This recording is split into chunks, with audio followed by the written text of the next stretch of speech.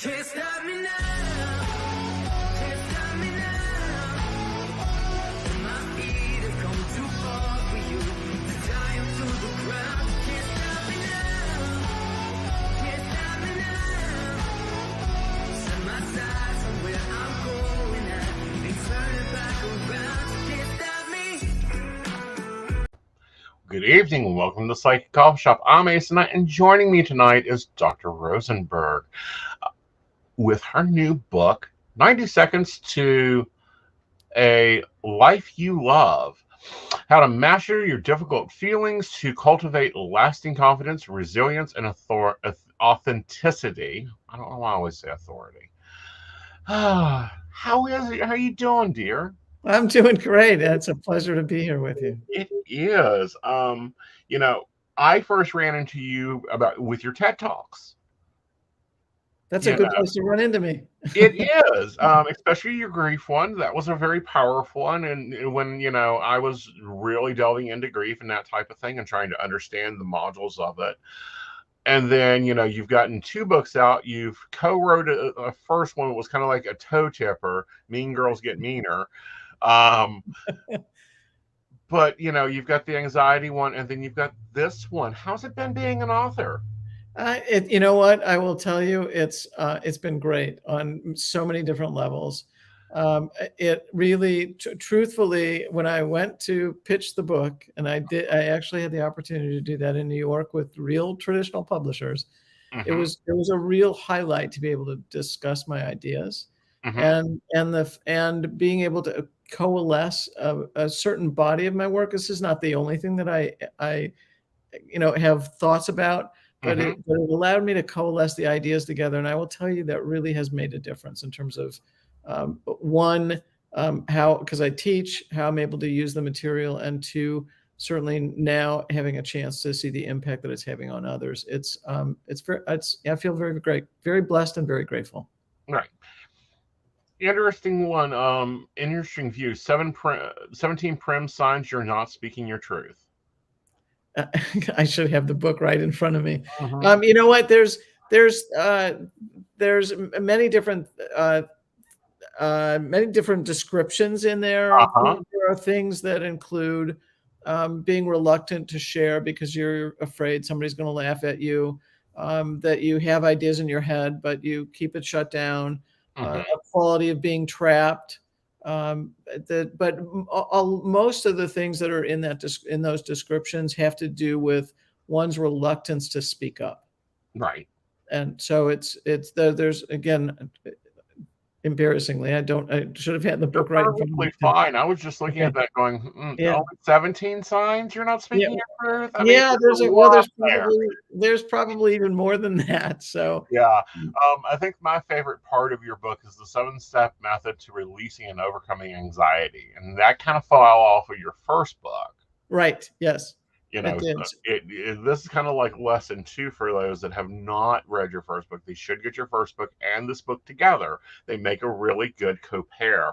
And with this one, you delved into deeper things, and it's more than just like speaking your authentic self, and it takes more, 90 seconds to change your life. What was your basis on this one? Was it really meant to be that next stepping stone for people, or was it meant to be more, opening up the world? It really, to be really honest, I would love for somebody to see this as kind of the arc of therapy, but without a therapist. Very true. And that if someone really took the time to go from front to back, that they would go from a place of reacting to life potentially to being able to see how they have a hand in creating life. Very cool. And you know what? Are you familiar with Mel Robinson's 5 second rule and Sure. that type of Yep. thing? What's your Yep. thoughts on that? Well, again, part of that is to get people to make decisions quickly. Yeah. That they don't sit and don't stay and they just and linger, which is what most people do. Is they stay in a pulled back mode and Hmm. won't take risks. Right. And so, but my thinking about the risks actually have to do with it's not. My view is that it's not the activity of the risk itself that people are hesitant to deal with. Hmm. Most people don't want to deal with what they anticipate Right. will be the emotional outcome, the undesired emotional outcome. Hmm. So unpleasant feelings, basically. Right.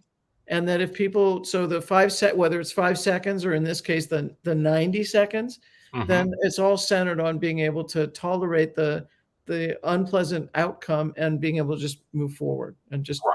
or in the 5 seconds, it's just go take the risk. Yeah. In the Get up 90 and move. seconds, And the 90 seconds is to actually, I think, take you even a step further than that and get yes, you into that. What I see a lot of times is people don't know how to deal with vulnerability. correct. And then they go and be vulnerable in that 5 seconds. They need that extra 90 seconds there to go, oh my God, they actually like my idea. Oh my God, well, what am I going to do now? Which 8 feelings or 20 feelings or 32, I mean, feelings, to process and sort out. Right, Yeah. right. Why'd you choose only 8? So I chose 8, and the 8 are if you're interested are sadness, shame, helplessness, anger, vulnerability, embarrassment, disappointment, and frustration. And I actually chose those 8 because to me they're the most common everyday reactions to Hmm. things not turning out the way that we feel like we need them to turn out or that we want them to turn out. So Right. the real key is it's the everydayness of the feeling. Right. Yeah. For me, you chose the ones that were like literally like the staples. There's other breakdowns. I get in trouble all the time because people go, "Well, how does he feel about me?" And I'm like, and I'll start listing out, break. So he doesn't love me. I'm like, love is just part of that. That's like surface level. You asked Right. for an in-depth answer here. Yeah, yeah, no, it's and most people do pleasant feelings well. It's the unpleasant ones that they don't deal with. Right, And so especially frustration. Like right, so many people have avoidance to frustration. a ton because disappointment's part of frustration. Mhm. And I Well, and I and I think that people struggle a lot with feeling disappointed. yeah, because it doesn't work out the way they picture it. It's not and it'll be the exact thing they pictured, but they'll still be like, it's almost like a vulnerability hangover, Right, right, you know. And it's right, like, have some tomato juice, let it process out, let it play out. right. In Yeah. our fast-moving times, do you find that people have harder time dealing with their emotions and interpreting their emotions now? I do, and part of the challenge is that we have so many ways that we can be distracted Hmm. that and as a result, it really disconnects us from our own experience, Hmm. and that to me is a big problem. So the ease with which we can be on any screen, Hmm. right? We can, whether it's TV, whether it's social media, whether it's food, whether it's substances, whether it's sex or porn or it doesn't matter. There's so Right. many ways for us to distract ourselves that because that's so available to us, we're in this fast loop. Hmm. Then we're not checking in. We're only checking out. Hmm. And that only leads to procrastination and Yep. building up, and then it creates other issues. Um, so, what is your thought or your theory for getting back in touch with yourself? Well, so for me, I think the first part is understanding that I want people to be able to feel the full range of what they feel. Hmm. So it's pleasant and unpleasant. I'm not just as much as the work is dialed into helping people handle unpleasant, Hmm. I being able to handle the pleasant stuff is also really important.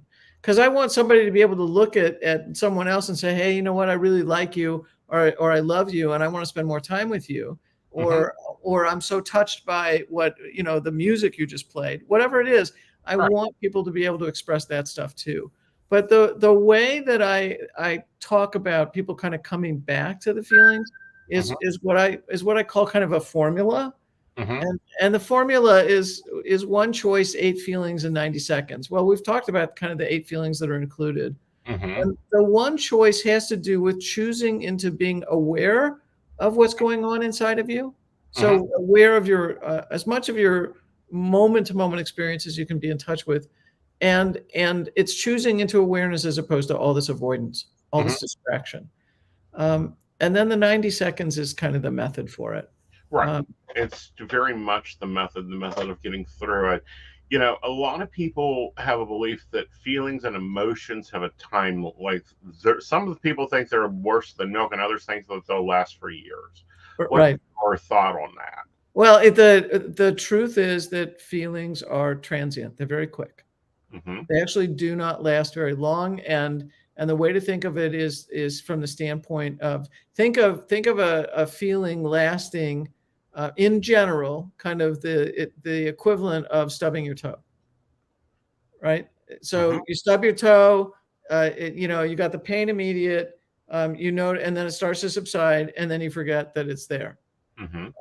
Now, people have also all these beliefs about feelings lingering, and to your point, like lingering for months and years, and we there's a reason for that, or I would say there's several reasons for it. Okay.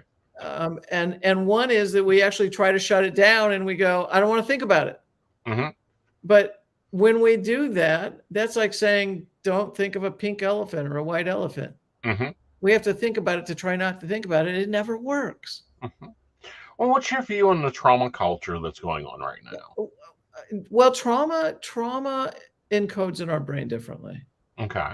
So if there's something that's an acute trauma, and God knows we're bearing witness to a lot of that at this point, Hmm. whether it's wars or it's shootings in our own backyard, Hmm. um, that will evoke a trauma reaction, and trauma doesn't land the same way as our everyday reactions do. So that will have one can have the experience of that lasting much longer.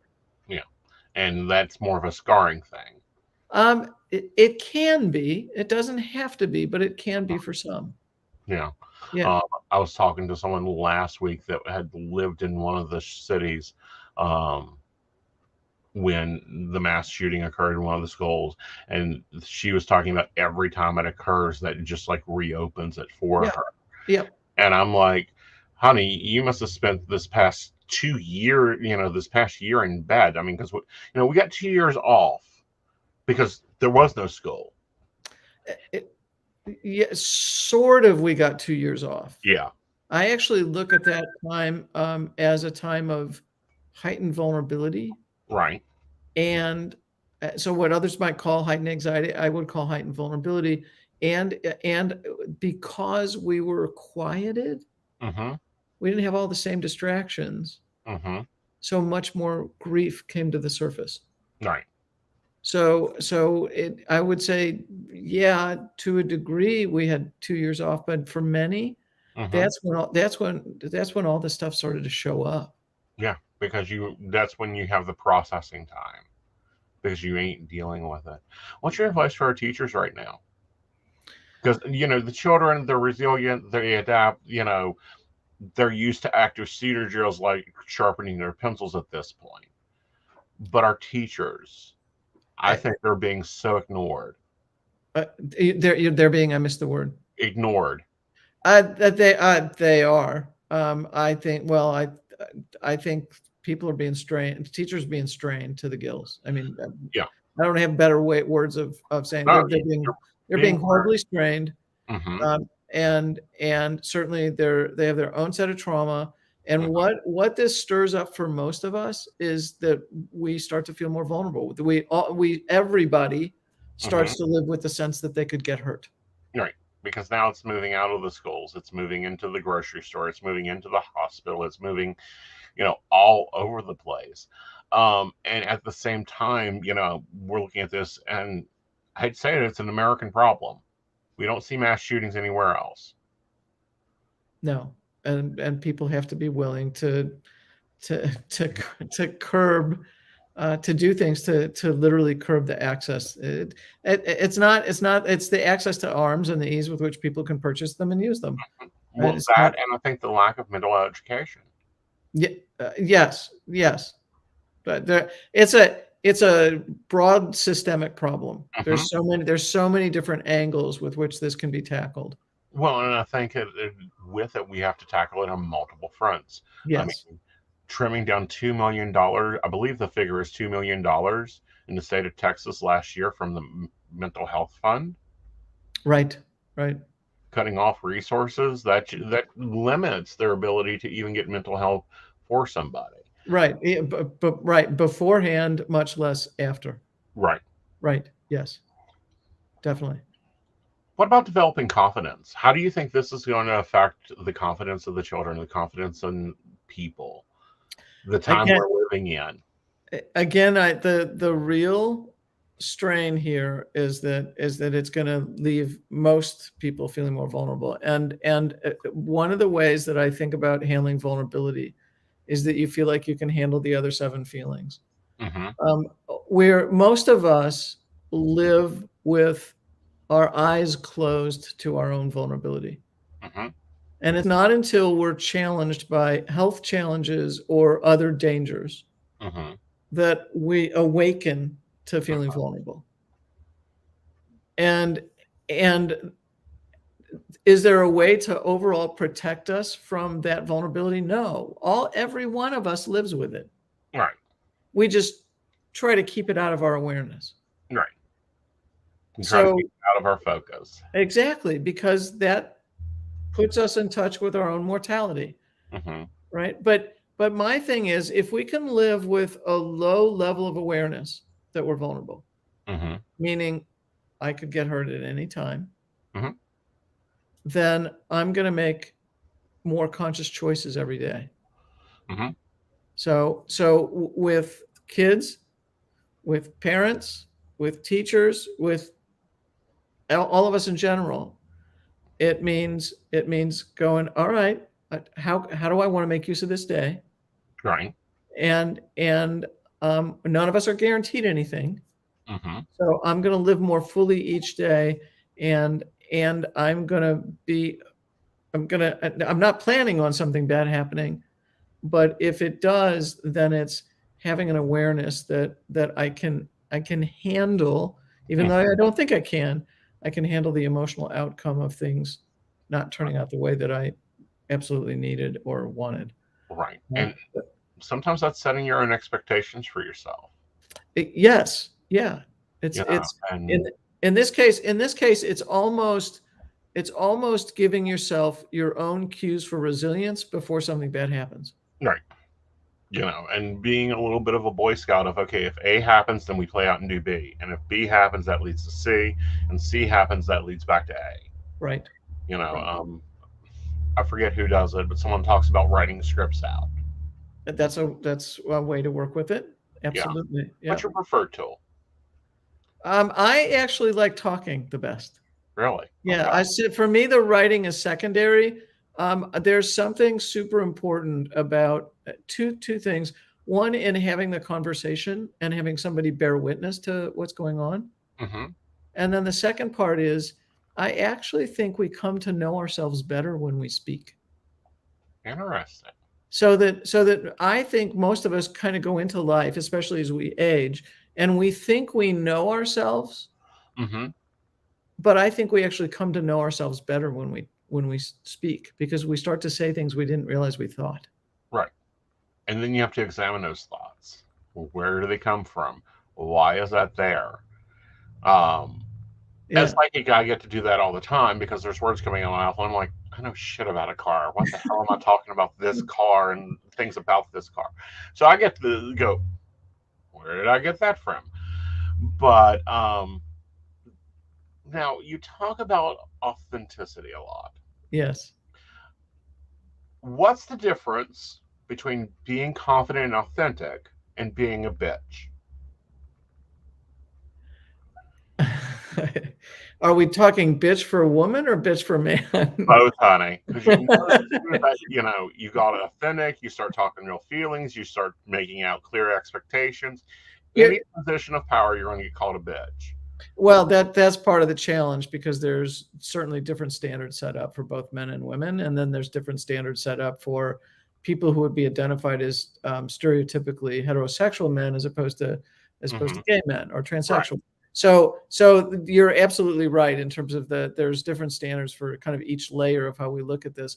But the difference to me is that when someone is confident and they live authentically, in this case, their thoughts, feelings, words, and actions match,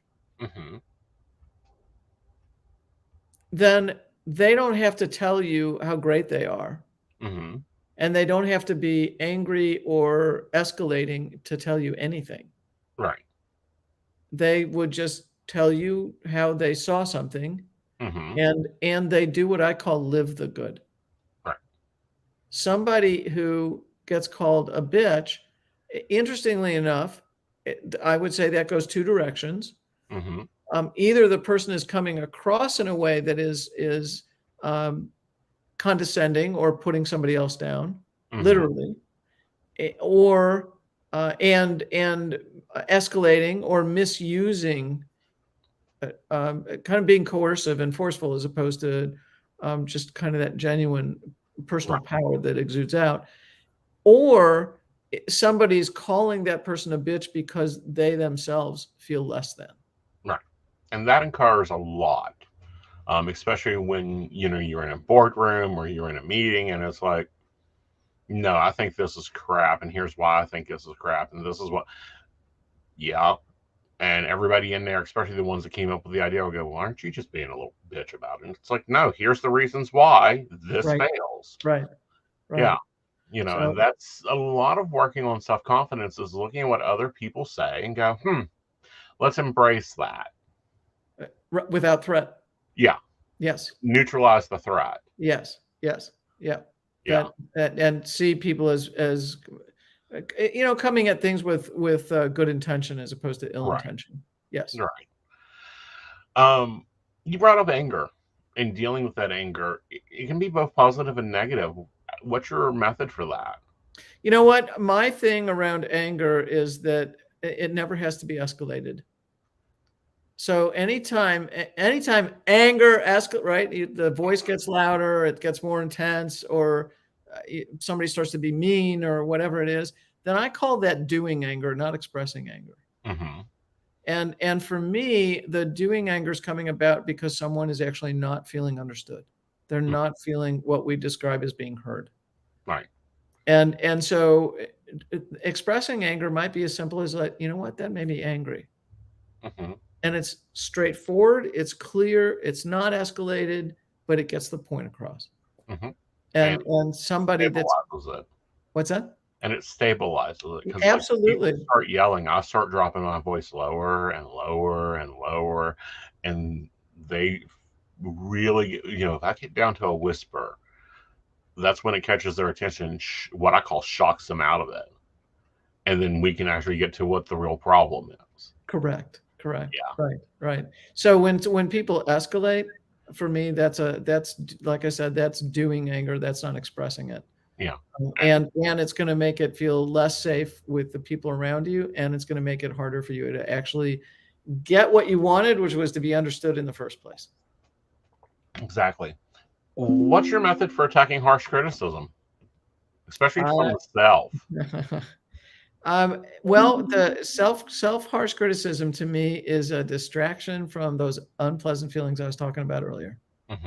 So as much as people talk about harsh self criticism as a problem, I actually don't. It is a problem because it really messes us up. But I actually think of harsh self criticism as a distraction from those 8 unpleasant feelings. If I give you an example of it, I think that'll probably be the easiest way to follow it. I was doing an interview similar to what we're doing tonight, and the person that was doing the interviewing could not hear me. I could hear him. So I see him start to do things on the keyboard, nothing's working, and then time's going by, a few minutes, whatever. I'm fine, I'm chilling. And then he's down under the desk, and he's probably pulling plugs and doing what people do. And I hear him say, "I'm so embarrassed." But without missing a beat, he goes, "I'm so stupid, I'm such an idiot." Now, for me, the "I'm so stupid, I'm such an idiot" is a distraction from the embarrassment. And so the thing that I want people to understand with harsh self-criticism is that there's nothing equal about unpleasant feelings and harsh self-criticism. Harsh self-criticism, to me, just is one of the most self-destructive things people can do. It's horribly damaging, and I think it just sinks people. And I kind of go out on a ledge here a little bit, but or on a limb, whichever it is. I actually think that harsh self-criticism is part of what contributes to people feeling suicidal. Oh, I agree. I agree with that. Why do you think that's developed in the human psyche at this point? Well, one, we have our own kind of internal mechanism for wanting to do better with something. So that when we don't do it well, rather the unpleasant feelings feel uncomfortable, and we sort of take charge. We do what I call a thought hijack. When we start to engage in harsh self-criticism, I'm actually hijacking my own unpleasant feelings. So we're trying to prevent that. Right. So if we go back to the example where he goes, "So stupid, such an idiot," he's now thought hijacking the embarrassment. So it gets him out of the embarrassment, and sort of it looks like now he's in control of how bad he feels. Interesting. Yeah. So harsh self-criticism is a thought hijack, and you're doing it so that you can be in charge of how bad the feeling you feel. All right. Now back to when I ran across you with grief. You actually have a section called here "Disguised Grief." Yes. What is this? Well, first of all, let's define, or let me define how I see grief. And to me, because nobody talks about that really, or talks very little about it. And I look at grief as a combination of at least 4 of the 8 feelings. So for me, instead of thinking sad, think shad. Sadness, helplessness, anger, and disappointment. So grief, whether somebody is individually experiencing one of those feelings, or experiencing one of those feelings individually, or they're experiencing them collectively, that's grief. So if I'm sad, I'm grieving. A form of grieving. It might be light grief, it might be mild grief, but if I'm sad something occurred, or disappointed that something occurred, there's mild grief there. Right? Unless it's something much bigger. But disguised grief, I think of, is known in one of 2 ways. One is by what I call grief signal words. So grief signal words sound like longstanding anger, bitterness, resentment, holding grudges, desire for revenge, pessimism, cynicism. All those different kinds of things suggest to me, as I listen to someone else, suggest to me that there's grief underneath. So, and what is disguised grief? It's the gap, if you will, between what I wanted, desired, believed I needed, and what I really got. So grief, that disguised grief, comes about in that way. Right. How does that tie into anxiety, though? How does it tie into anxiety? Many times people will describe feeling anxious as opposed to dealing with the feelings underneath. So for me, anxiety, same thing. Anxiety is a cover for the 8 unpleasant feelings. If I were to ask, 10 people what anxiety meant to them, I'd typically get 8 to 10 answers. So anxiety as a word or as a concept actually means very little to me. So it's more of a header, like a lot of the other things break into it. It's Yeah, more than pieces. So yeah, notice that there's a large rank of people having anxiety disorders, a large rank of having to work through anxiety, tying into your first full book.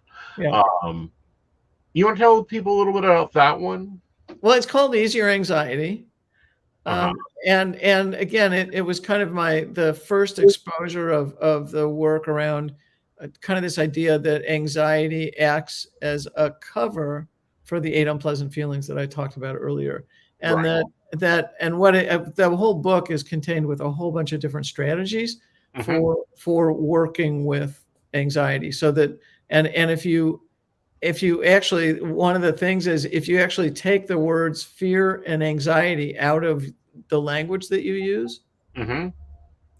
then and you let yourself actually name what you're really feeling more accurately, the anxiety sort of disappears.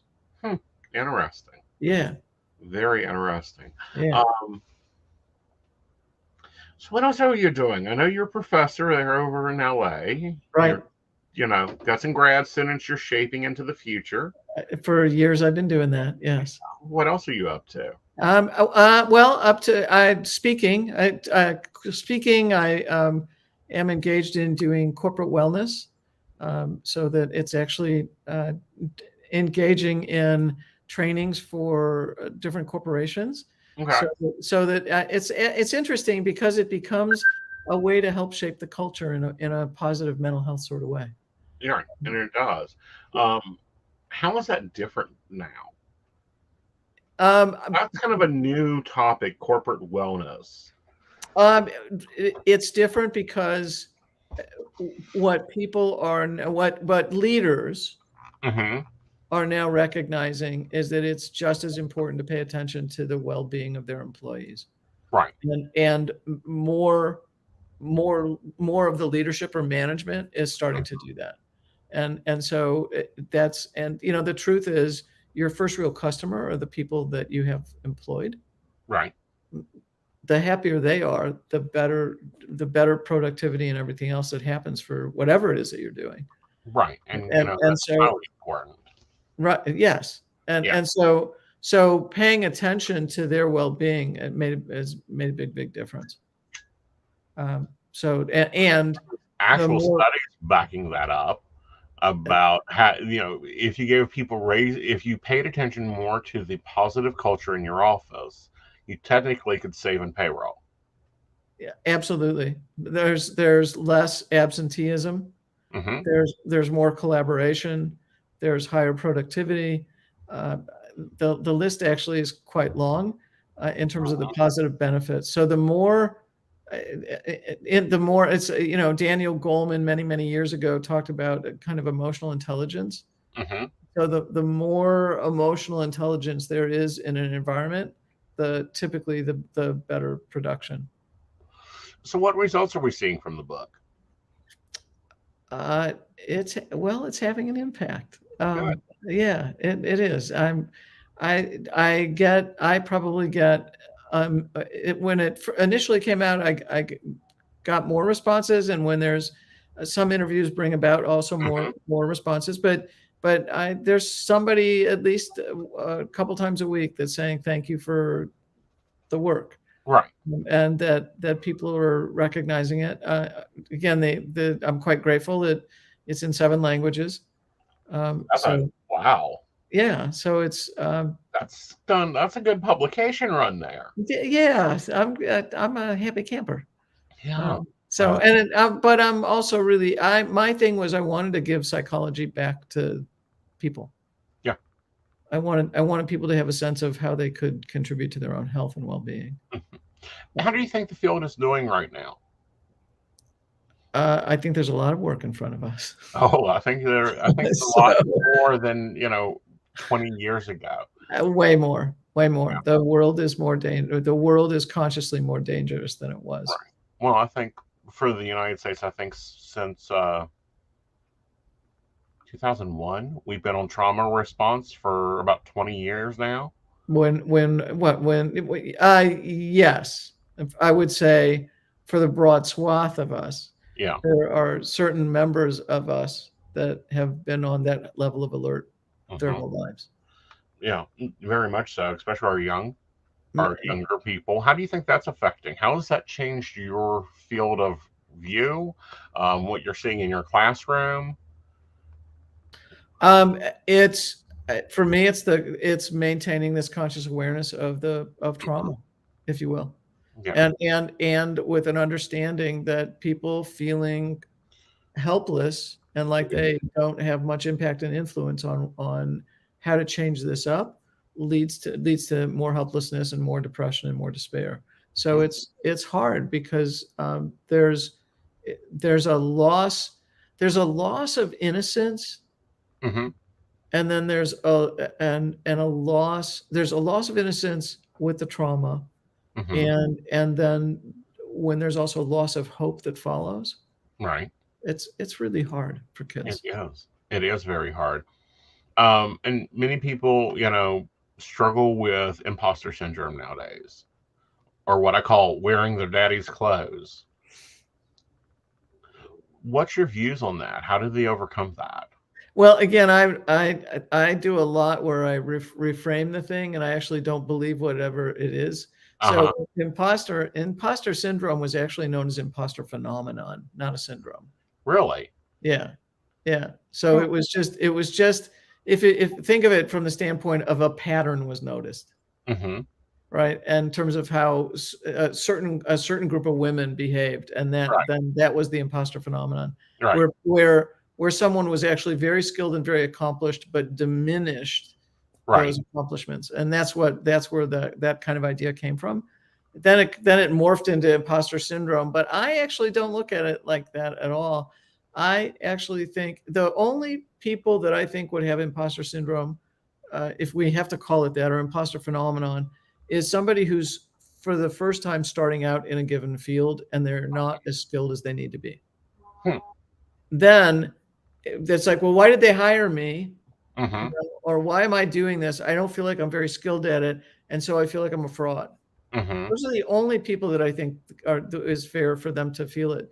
Anybody else that's skilled and accomplished and has mastery or expertise, Mm-hmm. then I think there's a whole bunch of things that are going on. I think they're engaged in harsh self-criticism.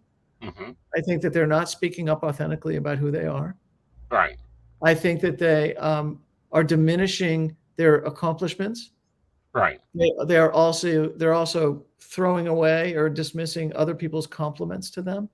Right.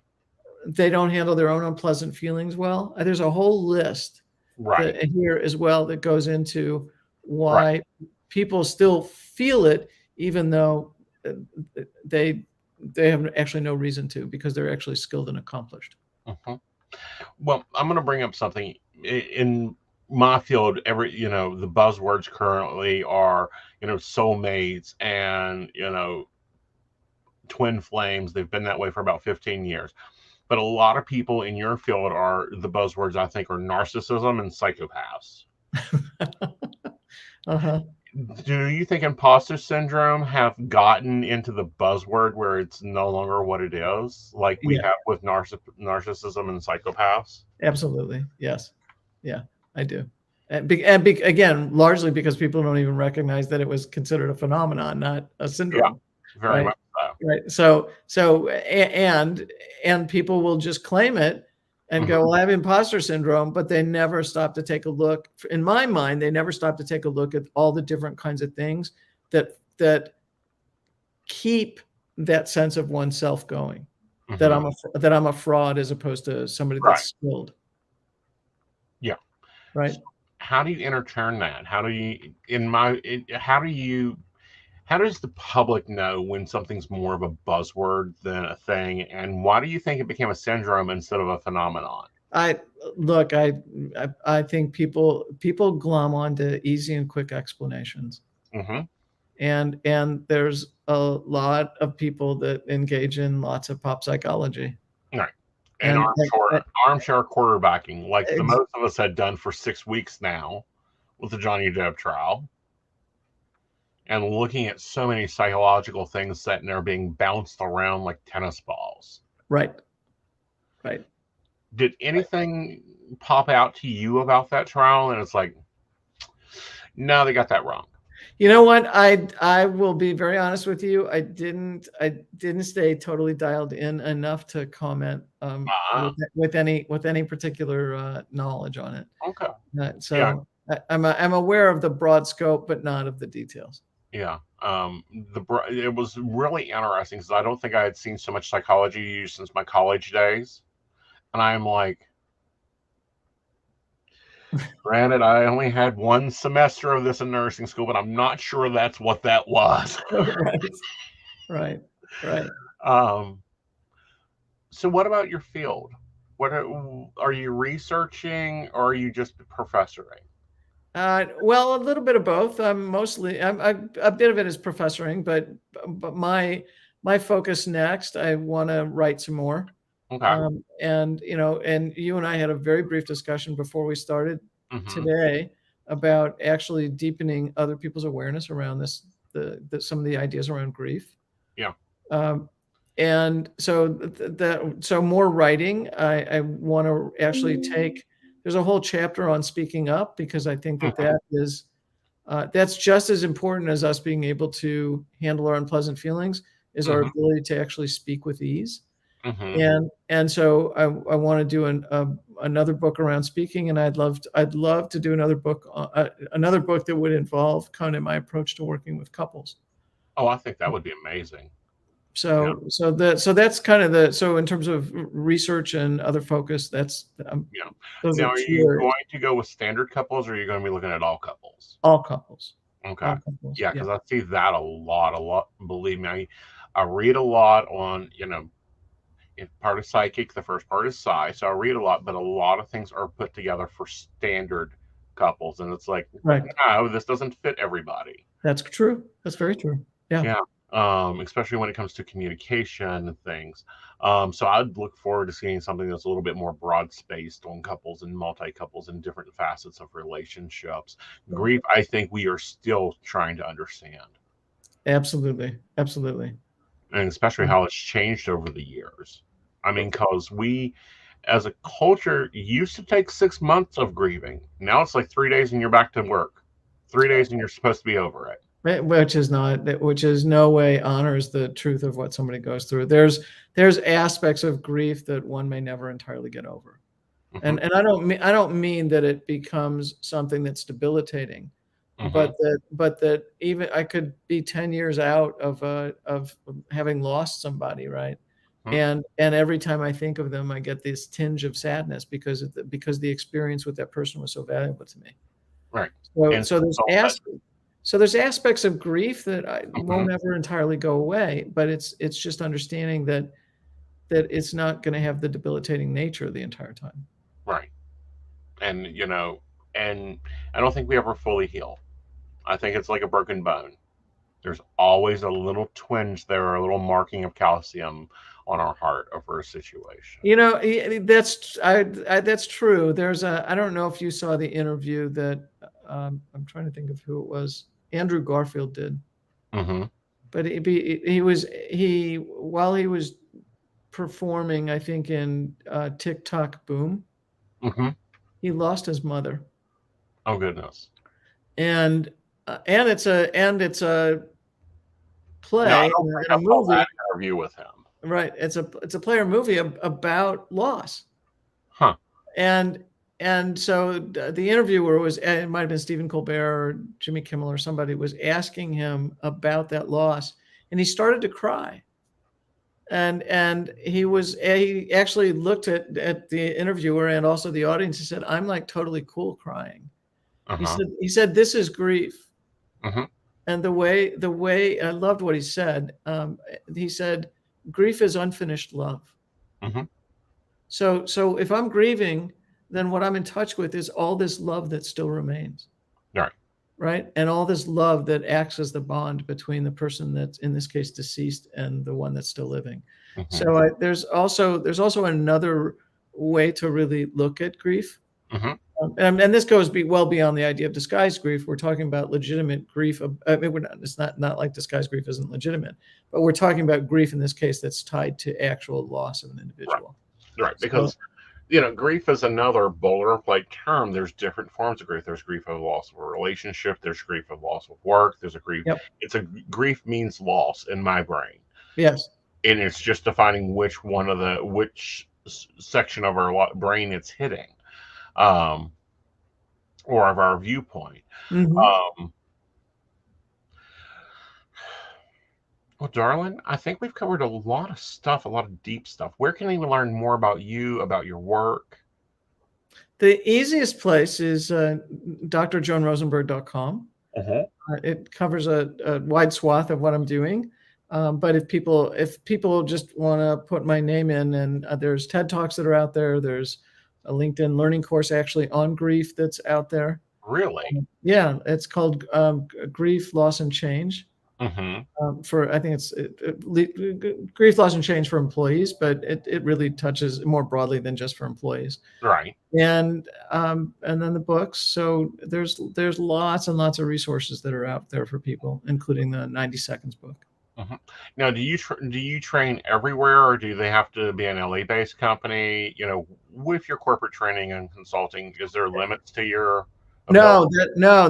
There's not. In fact, I've been doing trainings for people in India Oh, really? How and cool. Australia, and the one that particularly stands out is in the Midwest of the country when I'm in LA. So a lot of it's internet driven. Cool. Very Yeah. cool. Yeah. Do you find that the culture is different with the Australians or the Indians when you start getting into this? Like their office culture is different. I would say how certain things get expressed, yes, Okay. but the core issues, no. Okay. Interesting. I think the core concerns that people have Mm-hmm. really remain similar across culture. Okay. So that's at least that's been my experience. Interesting. Because dealing with Indian culture in general on the router forms for me, it's a culture shock looking at it from my perspective. What I look at far as psychic wise. There's a lot of interchanging bullet points there, and I was just wondering from the psychologist side how it reflects and stuff because they seem a lot more authentic. They're pretty straightforward, interestingly enough. Yeah. Yeah. Yeah, Yeah. like the authenticism, I don't think they'll get that much of. Yes. Like that's one you can just cover and we move on to. But like interpersonal communication, I think is one that you probably hit really hard with. Yeah, I do, but again, what's interesting is that this is where I'm saying some of the Mhm. patterns are different, Right. but that the core issue remains the same. Hmm. So someone like have done many presentations for a particular female leadership organization, Hmm. and so many struggle with speaking up. Yeah. Common, but it's common in other places too. Um, but the patterns or what they've been socialized around, Hmm. again, some similarities, some differences. Hmm. But for me, some of the core issues remain the same. If we get underneath that, then Hmm. the core issue is the same. Oh yeah. And it's normally is, no matter the base culture, the core issues will be the same. Right. And it's getting them to see it and go, okay, this is the problem. This is the solution. This is how you apply it. Right. Right. Right. Yeah. Yeah. Well, darling, thanks for stopping by and having a cup of coffee. Be Oh, sure to come back, especially when your other books come out. We'd love to have you. I would love that. That's so great. Yeah. Absolutely. And I look Totally forward enjoyed to your next TED Talk because those are always fun. it. Thanks so much. Yeah. All right, guys, we're going to take a sip. I'm going to get a refill and I'm going to bring Joe in and we're going to talk about some hot topics. Awesome. All right.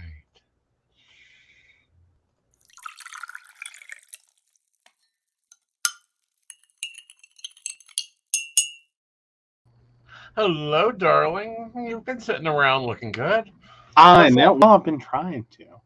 We're getting you there. We're getting you there. Yeah. It's been a fun week It's already. it hasn't even started, honey. We're not even through 2 pages of our column of our planner yet. I know, right? All right, we got some hellos to do. We Okay. do. We have Hello, quite a Miss few. Brenda. Hello, Natalie, darling. Mm-hmm. Now, what were you saying here, honey? You posted it, and I couldn't even understand what you'd done. Oh, Dunning-Kruger. Well, one more, Renee. Hello. Hello, Miss Renee. And yeah. So no, I was just wondering, because I was in the break room at the beginning, or for most of Dr. Joan, and I was just wondering when she was talking about imposter phenomenon, Mm-hmm. and the only way she could see that it would work, that would be like legitimate, was I was wondering, it was in that very specific scenario of you just started a job, you don't really know what you're doing yet, but you're Mm-hmm. just kind of there. Yeah. And like it just kind of hit me. I was like, well, that sounds more Dunning-Kruger. That's when you effectively think you know more than you do. Like when you think you're an expert, but you're really not. There's a lot of those. There's a But lot of it. I was just wondering, like at that point, what her thoughts were on that. If that's what she was talking about, or not at all. But She's nodding, so I'm assuming that that's probably a lot of what she was talking about. okay, If not, she can correct me. But yeah, because she's still in the back room.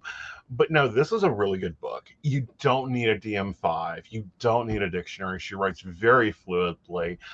It's not that thick, guys. Go get this book.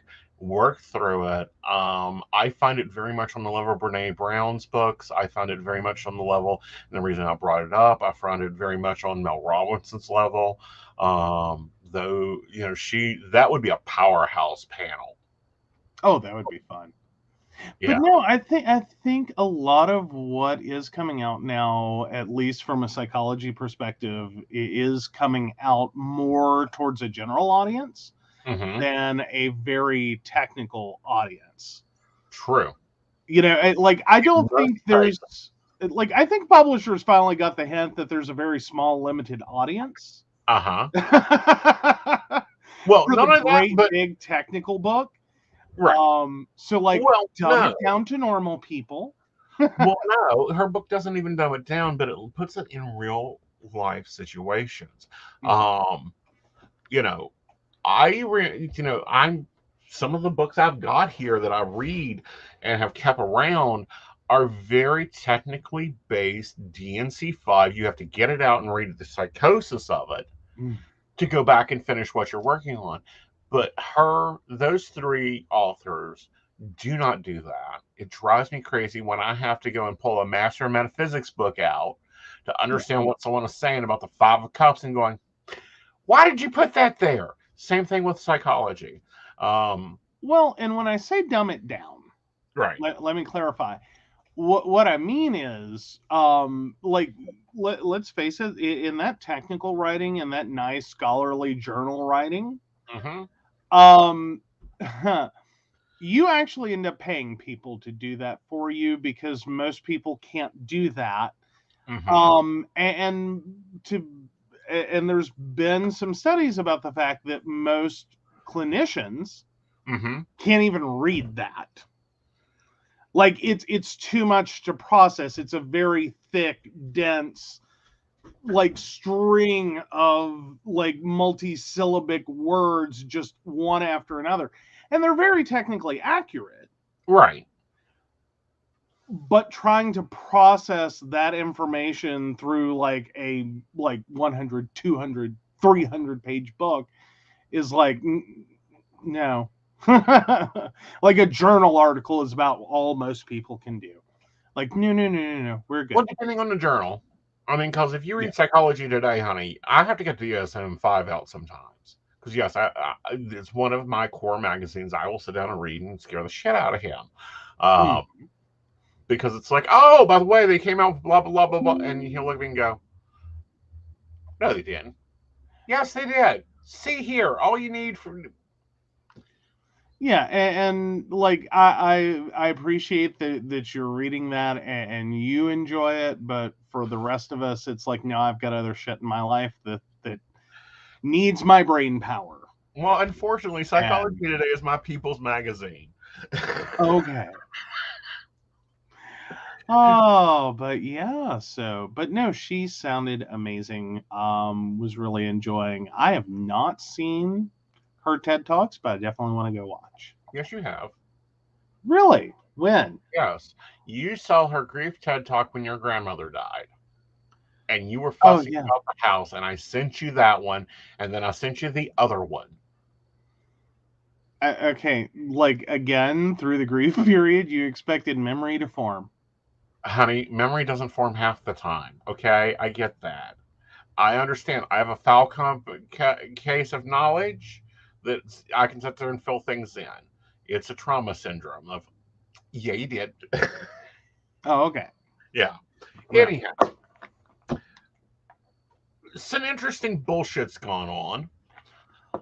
Have you followed this Arizona police crap of allowing a man to drown and just stand there and fucking watch? I saw the article earlier today, and I did watch the body cam footage. I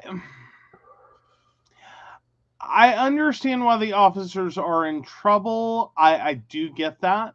Mm-hmm. Although looking at the body cam footage, it wasn't quite what I expected to see. Okay. As in, it seems like they weren't really sure what to do. Uh-huh. Like they thought he was trying to avoid arrest is how it comes across. Right. And he Just did that have it's warrants like, out. just, I'm done. Just don't leave me alone. Whatever. Mhm. And like, stupid thinks he's going to swim across the lake is kind of how they're acting. Right. And they're like expecting him to like, okay, nope, that was a bad life choice. Right. Don't do that.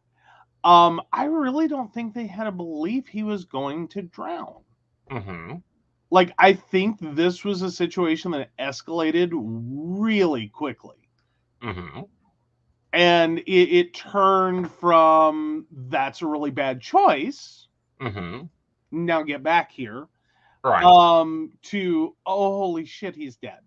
Right. Like, as in, there was a very thin window there. Right. That I don't know how much the officers could have done. Mm-hmm. Like in that small window between, wait, what the hell did he just do, and oh god, he's in trouble. Right. Granted, there is some time there, but it's still, I don't know how much they could have done to save him. Right. Without potentially putting someone else at risk. Mm-hmm. I think that there's a lot they could have done. Standing on a bridge and heckling a dude is not one of them. No. Well, I honestly do think that it was a situation that may have just overwhelmed. Mm-hmm. Like, as in, you're watching someone do something that ordinarily most people would know better. Mm-hmm. Like, don't do that. Right. Why would you do that? Right. This is a bad choice. Right. What makes you think this was a good choice? Right. I think it was a more candid moment, and perhaps the shock of it overwhelmed professionalism. Mm-hmm. I don't think I really expected something a little bit more like, they arrive on the scene, the man is drowning, they're just going to immediately heckle, Mm-hmm. not try to do anything. They don't, even bother to try to do anything. Mm-hmm. And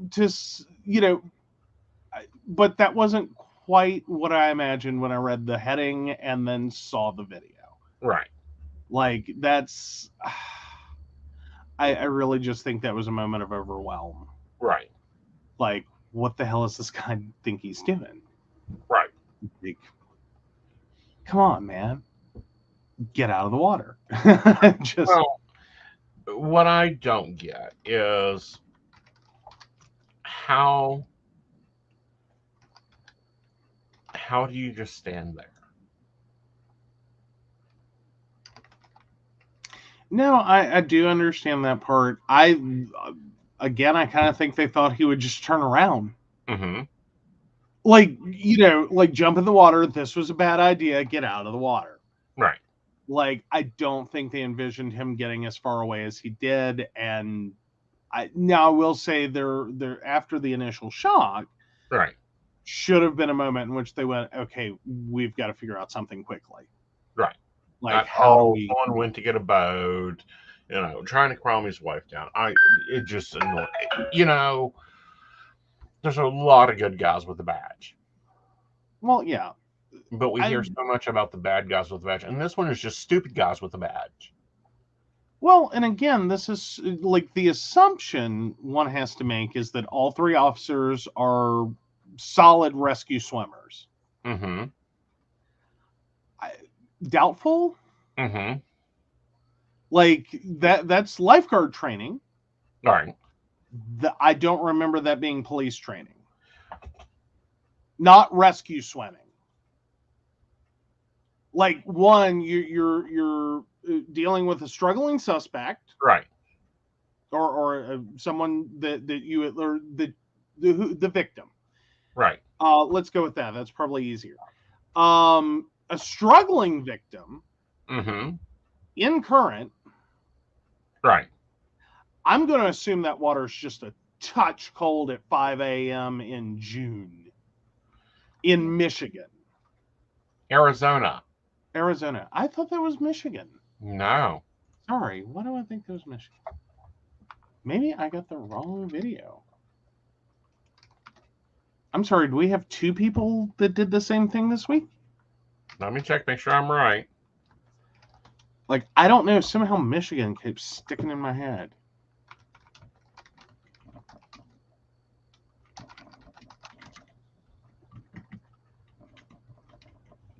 Here.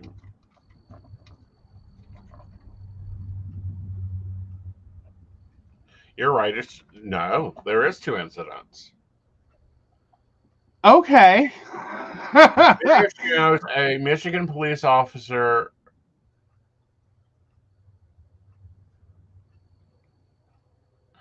Or was it an Arizona man in Michigan? Or no, guess not. No. I swear. Arizona. Okay. I don't know how I got Michigan in the brain. Sorry, guys. I don't know where Michigan went in my brain. All right. I'm just curious. What was the temperature on May 28th in Arizona? Okay, that's going to be a bit warmer.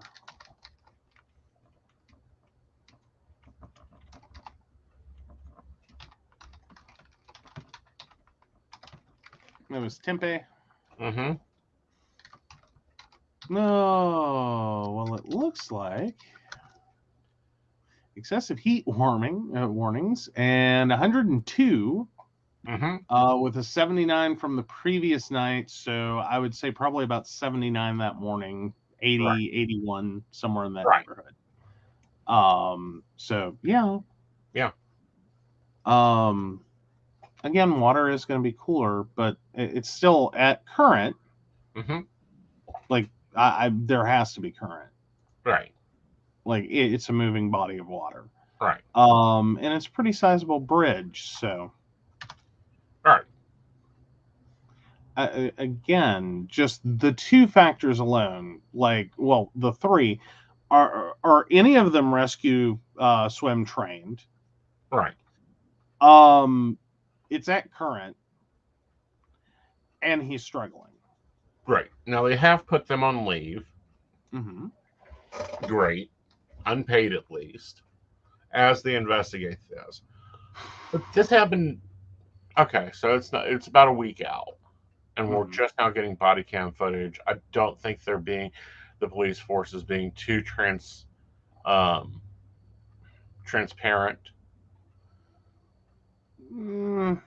I mean, it's probably faster than we've gotten other videos. Right. So, grain of salt there. Right. I mean, I'm sure multiple people wanted to review it first to see what they were getting ready to face. Right. Plus, you've got a blur because they weren't releasing anyone's identity. Right. So we'll give them that. We'll see how it is. We'll see where this goes. We're going to follow this one. And sorry for my laugh. I was reacting to Brenda's comment of watch for news out of Michigan since Joe is fixated on it. Exactly. We should see more coming out of Michigan. Oh, let's not. Well, we're seeing more out of Washington. Oh. What have we there? Well, the leaders of the Proud Boys and 4 other members indicted in federal court for sedition, conspiracy, and other offenses related to U.S. Capitol breaching.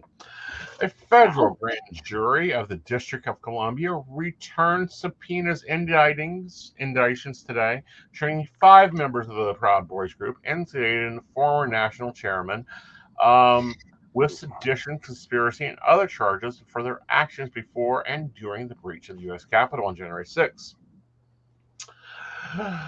Just before we go into public hearings.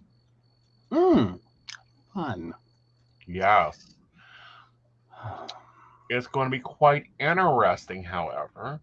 Now, unfortunately, our Fox News viewers will not be able to watch it. You have to turn to another news station to watch it because Fox News won't be broadcasting until prime time, 8 p.m. after it's done. Why? Because 2 of their broadcasters are already included in these hearings. Oh, gotta love that. Right. God love that. Like, I'm sorry, anyone else remembering the rules of journalism is involving something like, don't get involved. Right. Like, you're not supposed to be part of the story. Right. Like, the point in which you are now testifying at a hearing in front in DC. Right.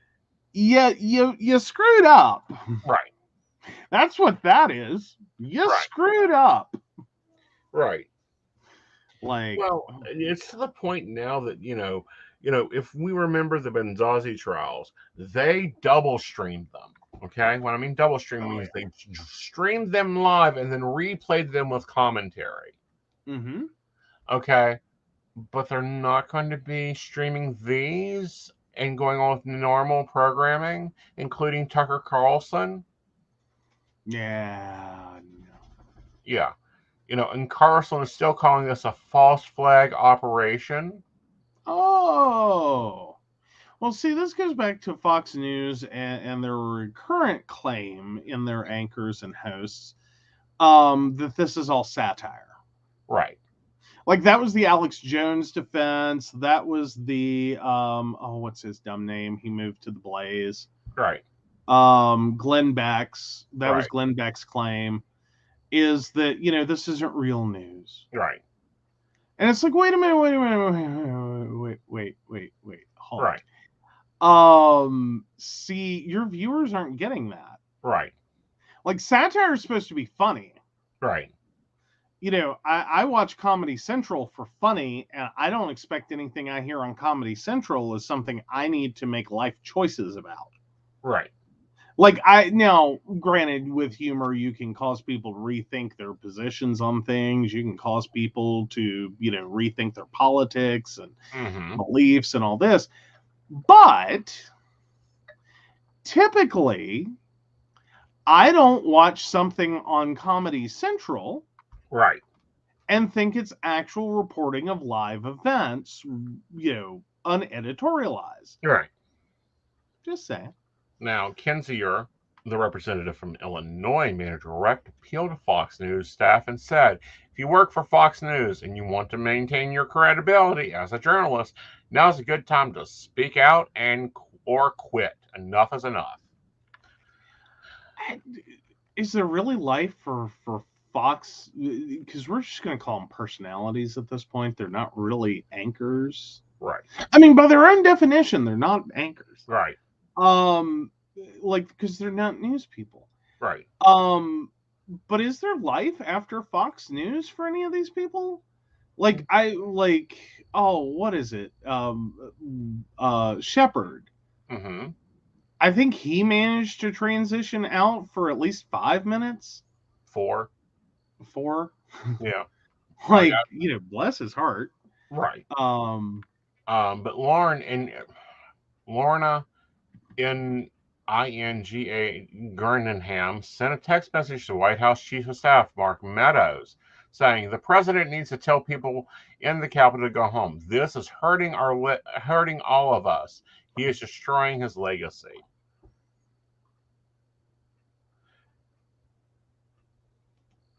Then later in her show, tried to blame the violence on Antifa when Antifa wasn't even there.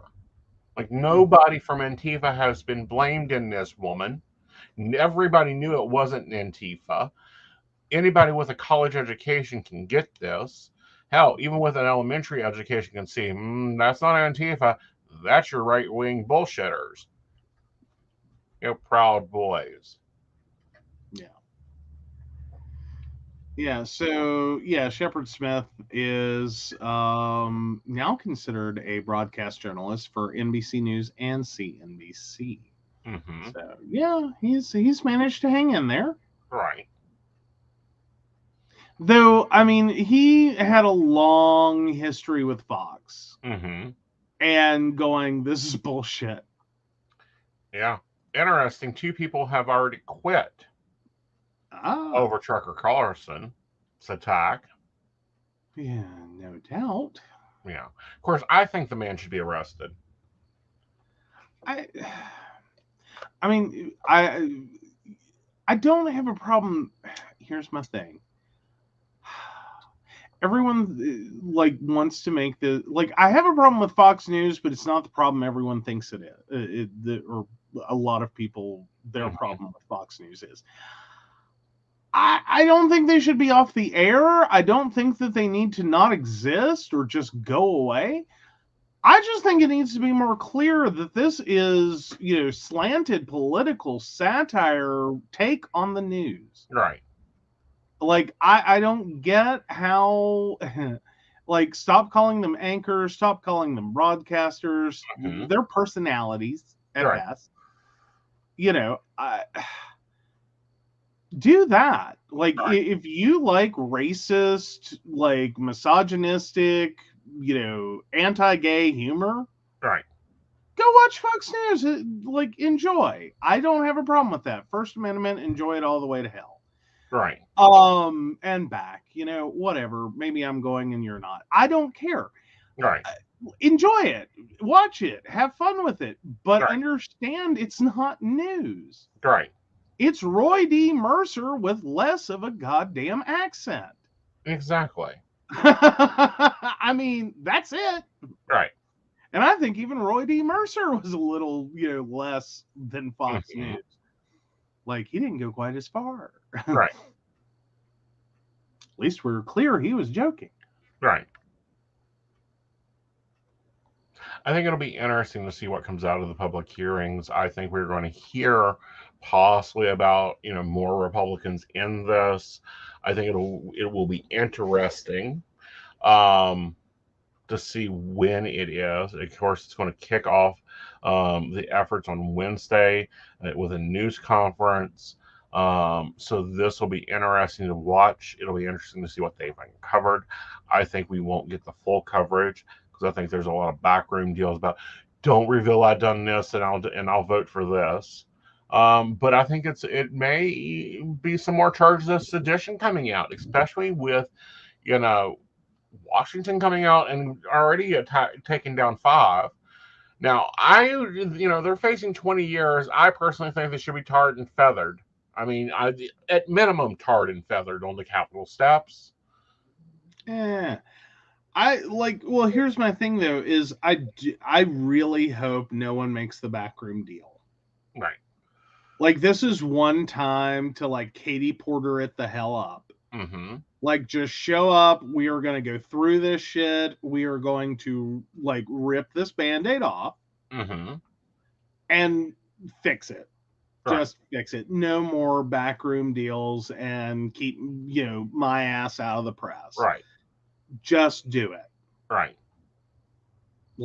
Just, if you got to trash some political careers, maybe they need trashing. Right. Because that's how we got here. Right. It is backroom deals and dirty pool and Like Yeah. it's a shit pile. Right. Like everything that it took to get to January 6th Right.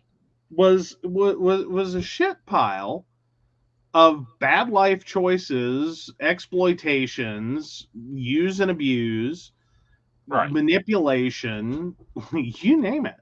Right. So no, I really hope no one takes the backroom deal. I really hope that we can, like, go ahead and trash some political careers. And stop protecting people. Yeah. Like I don't want to sound all McCarthyism on it, but like this is here's the thing. McCarthyism, we were scared to death of a thing that didn't fucking really exist. Right. Like McCarthy had to spend so much fucking time and effort Right. just trying to trump up charges. Mm-hmm. January 6th is on a fucking platter by comparison. Mm-hmm. Like, here you go. Because most of these people didn't have the brilliant sense to fucking not tweet it. Right. It's on a platter. Right. Like, I don't get it. Mm-mm. I struggle. I really do. I struggle. Like,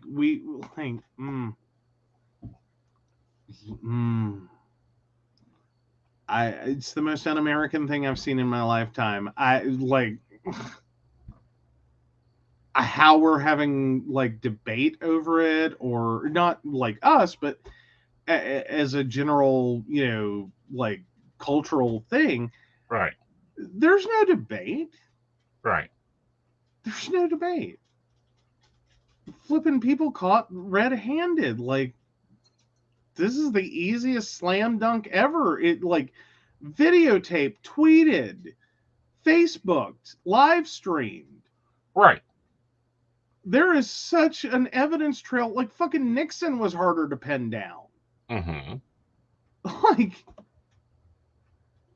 and still not enough. Like, well, I think that it is enough, but I think we've got so many dirty hands here that it'll be interesting to watch and see how many actually of them come clean. That is true. Right. That is very true. Right.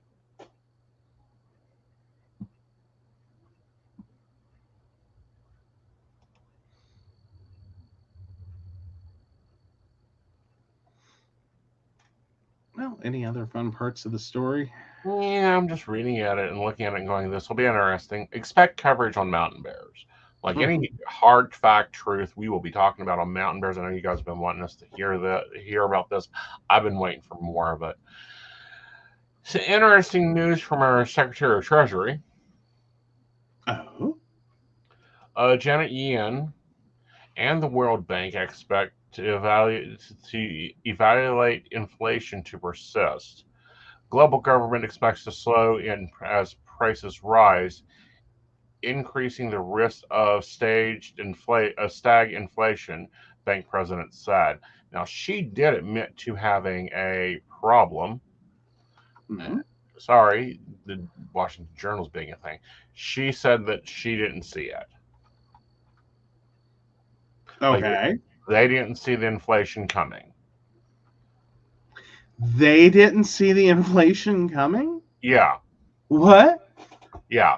Well, you got to remember when she took office, Mm-hmm. they had dismantled the Treasury so much it was ridiculous. Well, I mean, fair enough, but I think my first concern in walking into the Treasury Department would have been, oh shit, inflation's going to be bad. Well, like that would have been my first reaction. Now I could, and maybe the bigger takeaway is not that they didn't see it coming. Mm-hmm. They just really didn't see how enormous it was going to become. Right. I don't think any of us were ready for that. Right. Like Russia really, I will say, did a number. Like the whole Right. Russia-Ukraine situation blowing up. Right. That's done a number. And let's all remember that like the prices we're paying at the pump have way less Mm-hmm. to do with that conflict Mhm. and way more to do with like fucking oil companies turning Right. a damn profit. Like they're exploiting this. Right. You know, like I'm sorry, I like Katie Porter. She makes things simple, and I like her sound bites because she says what everyone else is thinking, Right. which is you can't have Mhm. money going to cover your increased costs Mhm. and Right. record-breaking profits. Right. You can't do both. Right. You cannot have a 500% increase in profits Right. and need to up your cost up your rate because your costs increase. Right. Like you the amount you upped it was way more than your actual cost. Right. Like that's how you got a 500% increase in profits, or Right. some ridiculous number. Right. Like it doesn't really matter. I mean it does, like it's important, but at the end of the day, like if it's a 50%, 150% increase in profits, Right. doesn't matter. Right. It's still like it's not from it's that increase in cost being used and manipulated Right. to cover a massive price increase. That's how you get there from here. Right. I mean, I don't know, but we've already seen that. We've already seen that happening for the last few years. The Panini has done a number there for us. Right. We've seen delivery costs rise. We have seen, this never-ending litany of complaint about rising minimum wage, or more importantly, the wage that workers are now currently making, because we've actually broken the minimum wage. Right. Which should be a good thing, and it is a good thing. And I don't know how half these people think money works. Right. Like, I don't think that they understand that this is a global problem, and we are seeing other countries take effect. Canada has now made a maximum gas price. fair enough. Okay, they're price limiting a lot, Mhm. because they're done with this shit. They see what the gas companies are doing. Mhm. Um, It's been a mess. yeah, Like, there's no other word for it. It's a mess. it's a total mess. Like, I Right. but no, I would not be opposed to. See, here's the thing, though. I like Canada. I feel like there's hope that that'll work, Right. at least to pump the brakes. In the Right. U.S., whatever, like if they set a maximum gas price, it's going to be higher than what it is now, Right. and we'd see the pump price go to the maximum price overnight. Well, I know, but I think that, if they set a minimum of they already set minimums on everything else.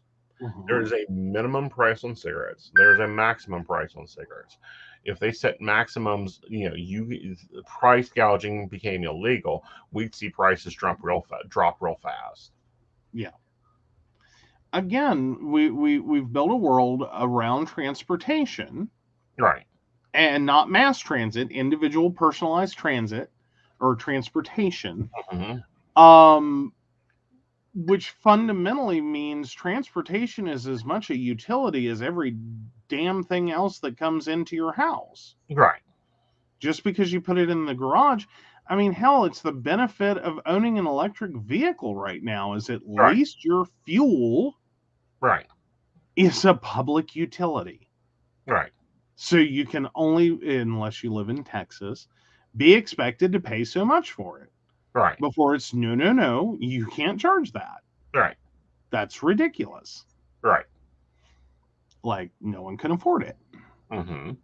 Like, I mean, that's a very big plus column item for, electric vehicles right now. Right.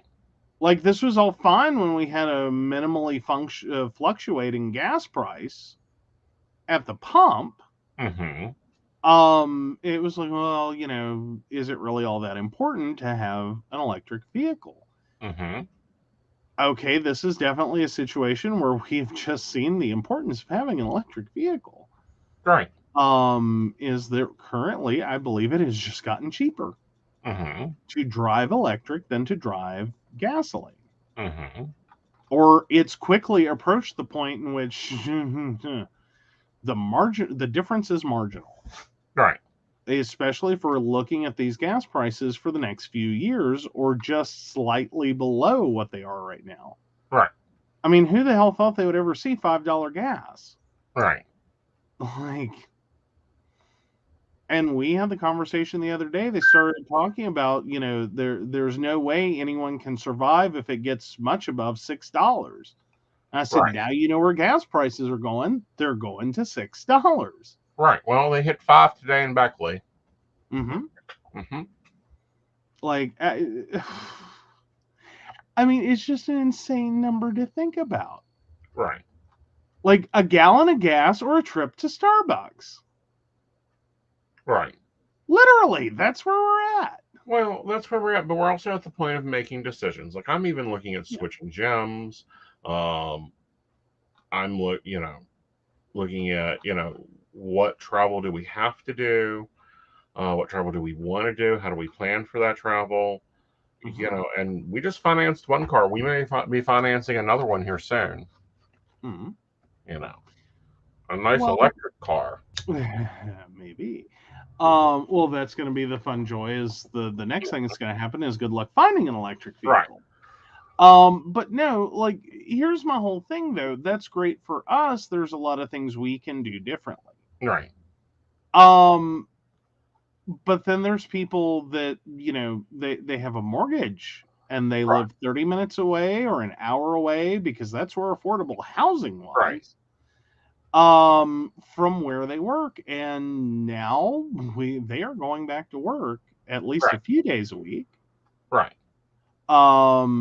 You know, because employers are pulling back hard on work from home.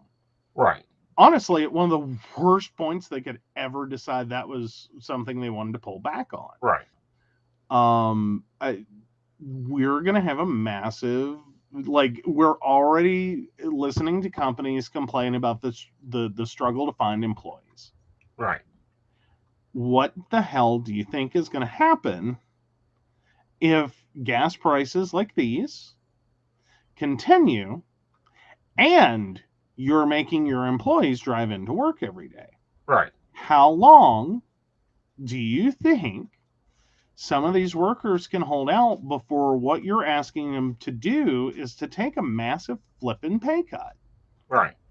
Like if you're 60 miles away from work, an hour commute, and your car at best gets 20 miles to the gallon, just doing some assumptions with rush hour, your car gets 20 miles to the gallon. That's 3 gallons of gas. That is $15 one way, no tolls, and 15 home.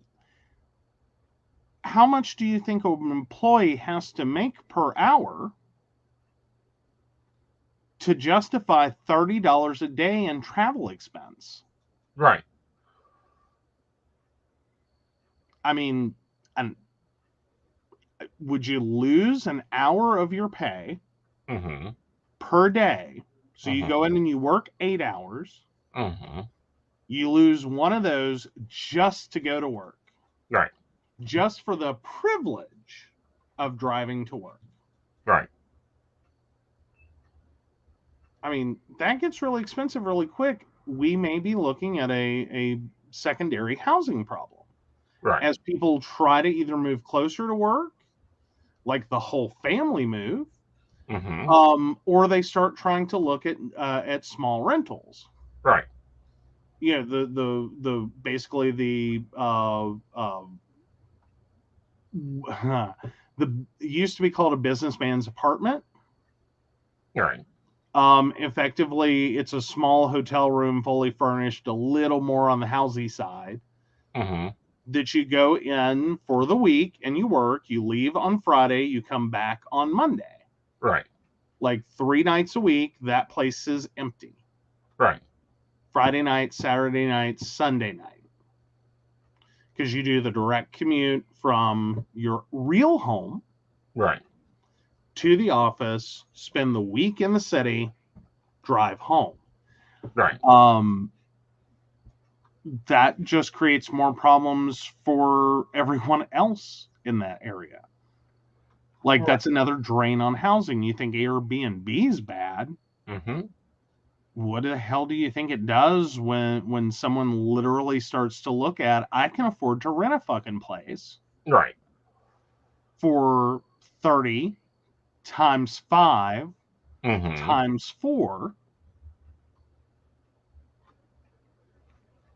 Yeah. That's where my brain goes. Mm-hmm. Screw the 2-hour-a-day round trip commute. Right. I mean,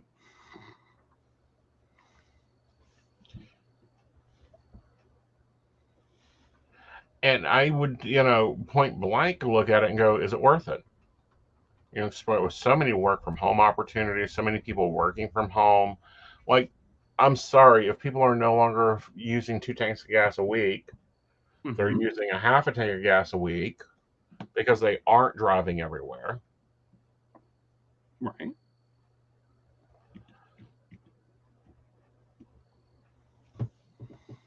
I mean, I'm sorry, just the quick calculation, that's $600 a month in fuel expense. Mm-hmm. Not even vehicle expense, just fuel for the Right. vehicle. So yeah, $600 a month. I mean, it's a cheap ass apartment right now, Mm-hmm. but potentially doable. Right. Oh yeah, we have one of the worst mass transit. If you're not in like New York, Orlando, San Francisco, San Diego, Atlanta,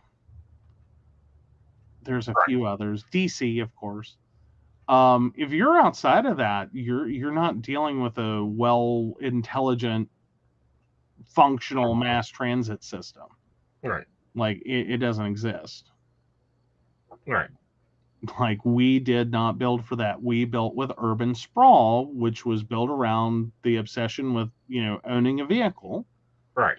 And the idea and the belief that everyone should dream of vehicle ownership in addition to home ownership.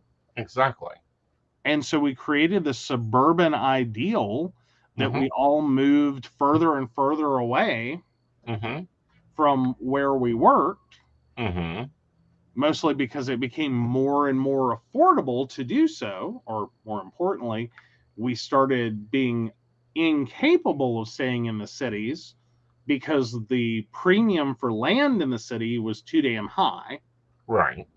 So we moved further and further out. Right.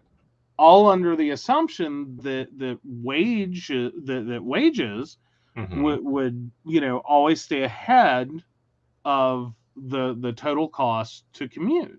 Right. And it didn't. No. And right now it's not. But we've seen this before. We've seen gas prices skyrocket like this before, and about the same money. Because people don't understand the money of the 70s is not the money of today. Right. You do have to adjust gas prices from the 70s for inflation. Right. That way you're talking about a number that makes sense, not a laughable number that's like I would kill to pay that for gas. But with the 70s, you also had just a total lack of availability. Right. That, you could offer diamonds and gold. Right. You're not getting gas. Right. There is a certain point in which price no longer matters. Right. It's just, there isn't. Right. Alrighty. So moving on to 2 of our favorite segments. First up is I'm Out the Asshole. We have relationship advice. You read them, we'll talk about them. Alrighty. Am I the asshole for not making breakfast? My boyfriend's mother is visiting for a week. It's the first time I have met her in our 3-year relationship. She has made us jump through hoops and is diabetic. She has been making us plan meals for her and gets irritated when we have food that she doesn't like. My boyfriend had a mandatory work meeting he had to go to. I'm not taking time off work and I have to be in by 10 a.m. I'm getting ready to leave and his mom demanded that I make her breakfast at 8:30 a.m. because of her health issues. I say I can't. I will be late to work if I do. She goes on about me and and that she's going to die because of diabetes if she doesn't eat. She started screaming at me to feed her, and I reminded her she doesn't live by herself. She can make breakfast for one day. She calls me a bitch. She trashed the kitchen while I was at work and acted like she didn't know how to use our stove. My boyfriend was mad because I didn't feed her before I left for work. I told him his mom is not a dog or a child and she can feed herself. The argument continued after I got home because she wrecked my kitchen. I reminded my boyfriend that he's on a month-to-month sublease from me. I told him after his mom leaves, he needs to go that he needs to go within 30 days or I'm evicting him. I took pictures of the apartment and sent them to my uncle, who is a lawyer. I'm currently staying with my friend until his mom goes home. He told me I'm embarrassing him so much, and all I had to do was make his mom a quick breakfast before I went to work. The fuck did I just read? Yeah. I'm like, I'm sorry. Does anyone have to say you're not the asshole? Like, is that really something one needs to be told in this situation? Like, Well, I have a few problems. yeah. Okay. First problem is the mother's fucking reeking this diabetes bullshit. Okay. Yeah. First off. Yeah. Live with diabetes, handle diabetes. I've handled diabetes for years. And I thought we'd kind of talk about how we deal with things with my diabetes. Example, dinner tonight was amazing. Okay. For dinner, what did we have for dinner? Well, I did hamburgers, and you had some fruit because you were really not feeling any other sides, and I had some macaroni and cheese left over from last night. Right. Like, it was no big deal. You know, I commonly tell my house guests I don't cook breakfast. Yeah. If breakfast is cooked, it's for dinner. Mm-hmm. Mm-hmm. Like, that's the only way I eat breakfast. Right. Because I can't, like, I love breakfast foods. I literally love breakfast foods. I just can't eat them first thing in the morning. Like, that is just, no. My body cannot process that much sugar first thing in the morning. And I just end up kind of sick later in the morning. So yeah, no, like, we do breakfast for dinner. Mm-hmm. As for actual breakfast, like, I'm not saying I won't. Like, I made your mother breakfast. Right. Like, I've made your mother breakfast. Like, she was so thrilled. I swear to God, no one's ever made that woman biscuits and gravy. True. But at the same time, there's always breakfast food here. We keep eggs in the house. That if we know there's guests, we'll buy sausage and whatever. But they can cook it. Well, and I mean, like, all right. I'm just gonna have to ask my mother-in-law to close her ears. It's not that, like, I expect her to wreck our kitchen. I do generally try to do things so that, like, she doesn't have to struggle with our kitchen. Right. Because our kitchen is, different than hers. But at the same time. But, like, if she had to. Right. Like, okay, fine, go ahead. Good luck. Uh-huh. I don't expect her to wreck our kitchen. Right. Like, I don't care how low her blood sugar is. She's not going to wreck our kitchen. We just may struggle to find things. She may struggle to find things. Right. It's going to be a bit of a struggle. Right. But at the same Um, time, on this page, this mother-in-law is screaming, "Oh, I'm diabetic. I have to have breakfast." Well, if you're diabetic, you would have given him a shopping list of food you can eat. Part of that mhm. should have been fruit. Part of that should have been quick proteins. Part of that should have been other things that enable you to have an easy diet. Furthermore, forcing them to eat meals that fit your diet is bullshit. Well, and moreover, like no one should have to. Right. Like you don't like you're a grown ass adult. Yeah. What do you do every other day you're not there? Right. Furthermore, it's about How food did you survive? choices. Yeah. Sorry, it's about food choices. You make food choices. Mac and cheese, not a good meal for me. Mm. So I don't do it. If he's having mac and cheese, he'll fix me a vegetable, or I'll grab some fruit, or I'll grab another quick protein. It isn't that much of a big deal. Throwing a fit, screaming you're going to die because your sugar goes low is bullshit. Yeah. Make yourself a I mean, protein shake and be an adult. yeah, there's a very Karenish tone. Mm-hmm. Like there's diabetic and then there's Karen diabetic. Right. You know what I mean? Like I can't say I haven't met Karen diabetics, but like those are few and far between. Right. Like you got to really fuck up. Right. And I mean you knew well in advance you fucked up. Right. But and I say this for all diabetics. Type 1 is a little different. We'll get there in a minute. Type 2 diabetics, though, Mm-hmm. you really have to make a series of bad life choices Mm-hmm.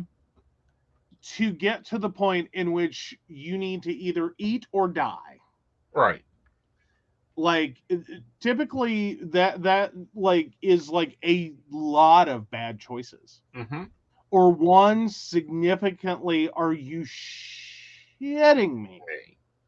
Bad choice. Right. Now you may pass out. Mm-hmm. You might, get dizzy and stumble and hit your head. Mm-hmm. That could kill you. But full on death, if you're actually able to form sentences coherently, Mm-hmm.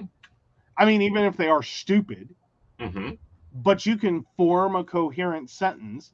Mm-hmm. No, you've got time. Mm-hmm. You can grab some juice. Mm-hmm. I'm sure there is juice. Mm-hmm. Like, and not to mention most diabetics really aren't that much of a pain in the ass. Right. I mean, let's get real. The biggest things you need to keep on hand for a diabetic, mark this down, are probably already in your house. Yeah. If you have children, they should be. Right. Peanut butter Mm-hmm. and orange juice. Mm-hmm. That's it. Like those are basically your two biggest rescue foods. Right. Like orange juice is great when you are literally headed towards the floor, pass out ready. Right. Peanut butter is a really great protein that's kind of quick acting. Right. So it's a horrible combination. No one wants the combination. It tastes Actually, I kind of like orange juice with peanut butter sandwiches. Of course, Ooh. I'm weird. I've been Ooh. weird, but maintaining a diabetic diet isn't hard. It isn't complicated. It takes a good bit of planning, but it's a planning on the diabetic side of figuring out what they can eat that day, how they eat that day, and where to fit in the two snacks. My problem is I don't take in enough food. Right. I hate breakfast. Yeah, you're again, you like breakfast foods, you just don't like breakfast time. Yeah. Like that's your whole breakfast problem is you hate breakfast time. Right. So I have a lovely protein shake. Mhm. Slim Fast is wonderful. It's a lovely flavor. It's keto, so it's everything I need in it with nothing I don't. Slop it down 2 minutes, I'm done. Yeah. Lunch, it may be a sandwich. It may be, some fruit. It may be, very light meal. My dinner is my big meal normally, and then I've got breakfast again around 3 o'clock a.m. And that's normally fruit and a protein. It isn't hard to be pairing up in making your food choices. This mother-in-law is being insanely problematic, and she got what she wanted.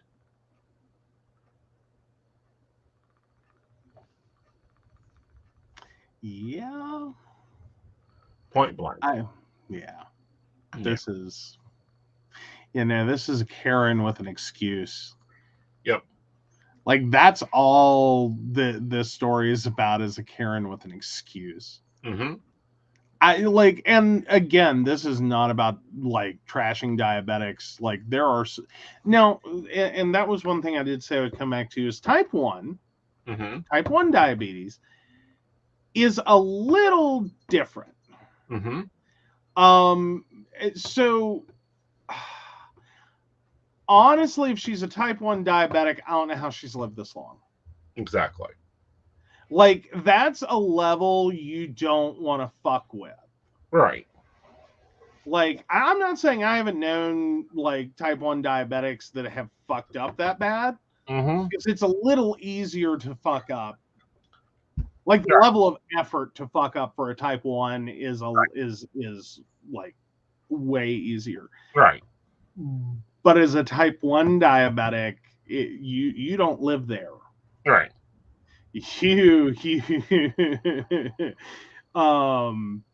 Like, there's no way you've made it this far in your life without being able to solve your own shit. Right. Like, I think at best this is a mother-in-law who might not even be a type 2 diabetic at all. Right. And probably got told she was pre-diabetic and needed to watch her sugar intake. Right. That's where I'm gonna take a guess that typically every time I meet a Karen who starts bitching about her blood sugar like that, Mm-hmm. like, yeah, her blood sugar is probably like 90. Right. And goes up somewhere near like 175. Right. Which is high. Right. But isn't life-threatening. Right. Like, those range, like, in 90 is not low. Right. Like, it can be a push if you're used to higher blood sugar numbers, but like, if you're coming from 300 and you suddenly hit 90, yeah, that's gonna hurt. Like, you're gonna feel like you're falling apart right there. Right. But it's not life-threatening. Right. Like, 90 is more than sufficient. You just won't feel good. Right. Like, that's it. Right. But now, if we're like serious life-threatening blood sugars, are those below 50. Right. Typically, you want to keep on the safer side of like 70 and up. Mm-hmm. But life-threatening starts at 50. Right. And even then, that's your pump the brakes and figure out how you fucked up and undo it. Right. Not, you're not going to die at 50. That's just figure out what you did wrong and back it up. Get out of the situation you're in. Like, you still have time. Yeah. Yeah.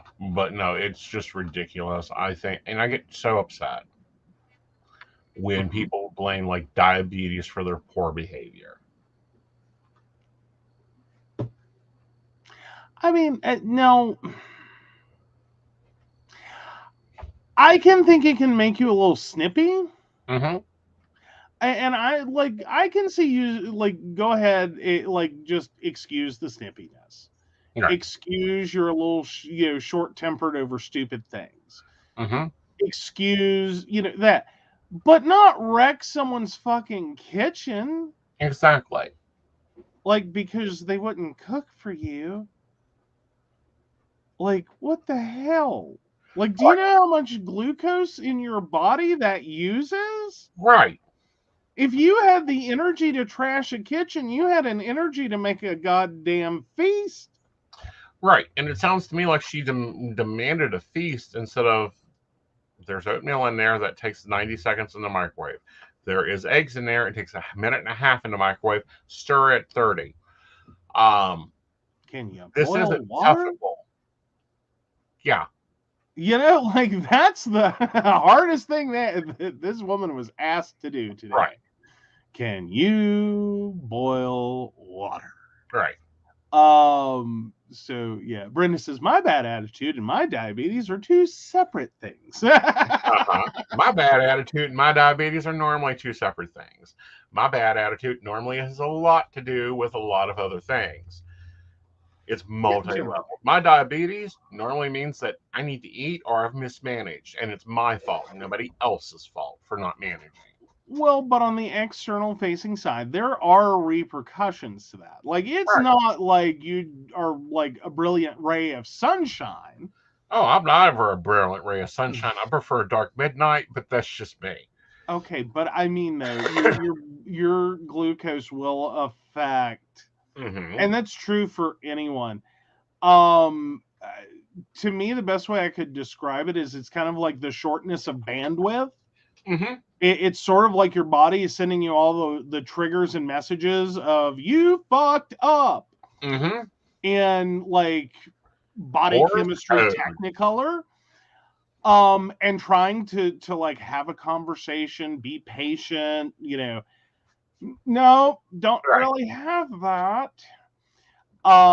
It's solely focused on food now, body, Right. me. Right. And it's like fuck off for 5 minutes, let me fix this. Right. But not trash the kitchen. Like, again, do you Right. know how much energy you exerted Right. if you trash a kitchen? Mm-hmm. I mean, to the point that someone's about to evict their boyfriend and is taking pictures to send to a lawyer. Right. Well, see, this is what I don't get. Okay, well, let's assume this lady has been at 10, so it's an 8-hour shift. Mm-hmm. So that's 10 to 5, 10 to 6, 10 to 6. 10 to All right, 7, 10 something, 10 whatever. Yeah, let's go 10 to 5 offhand. You're telling me that you couldn't clean up your own mess in 6 hours? Yeah. What did you do for lunch? Oh, no. See, this sounds like more than just like. I think this is more than just like jerked everything out of the cabinets looking for stuff, like, Mm-hmm.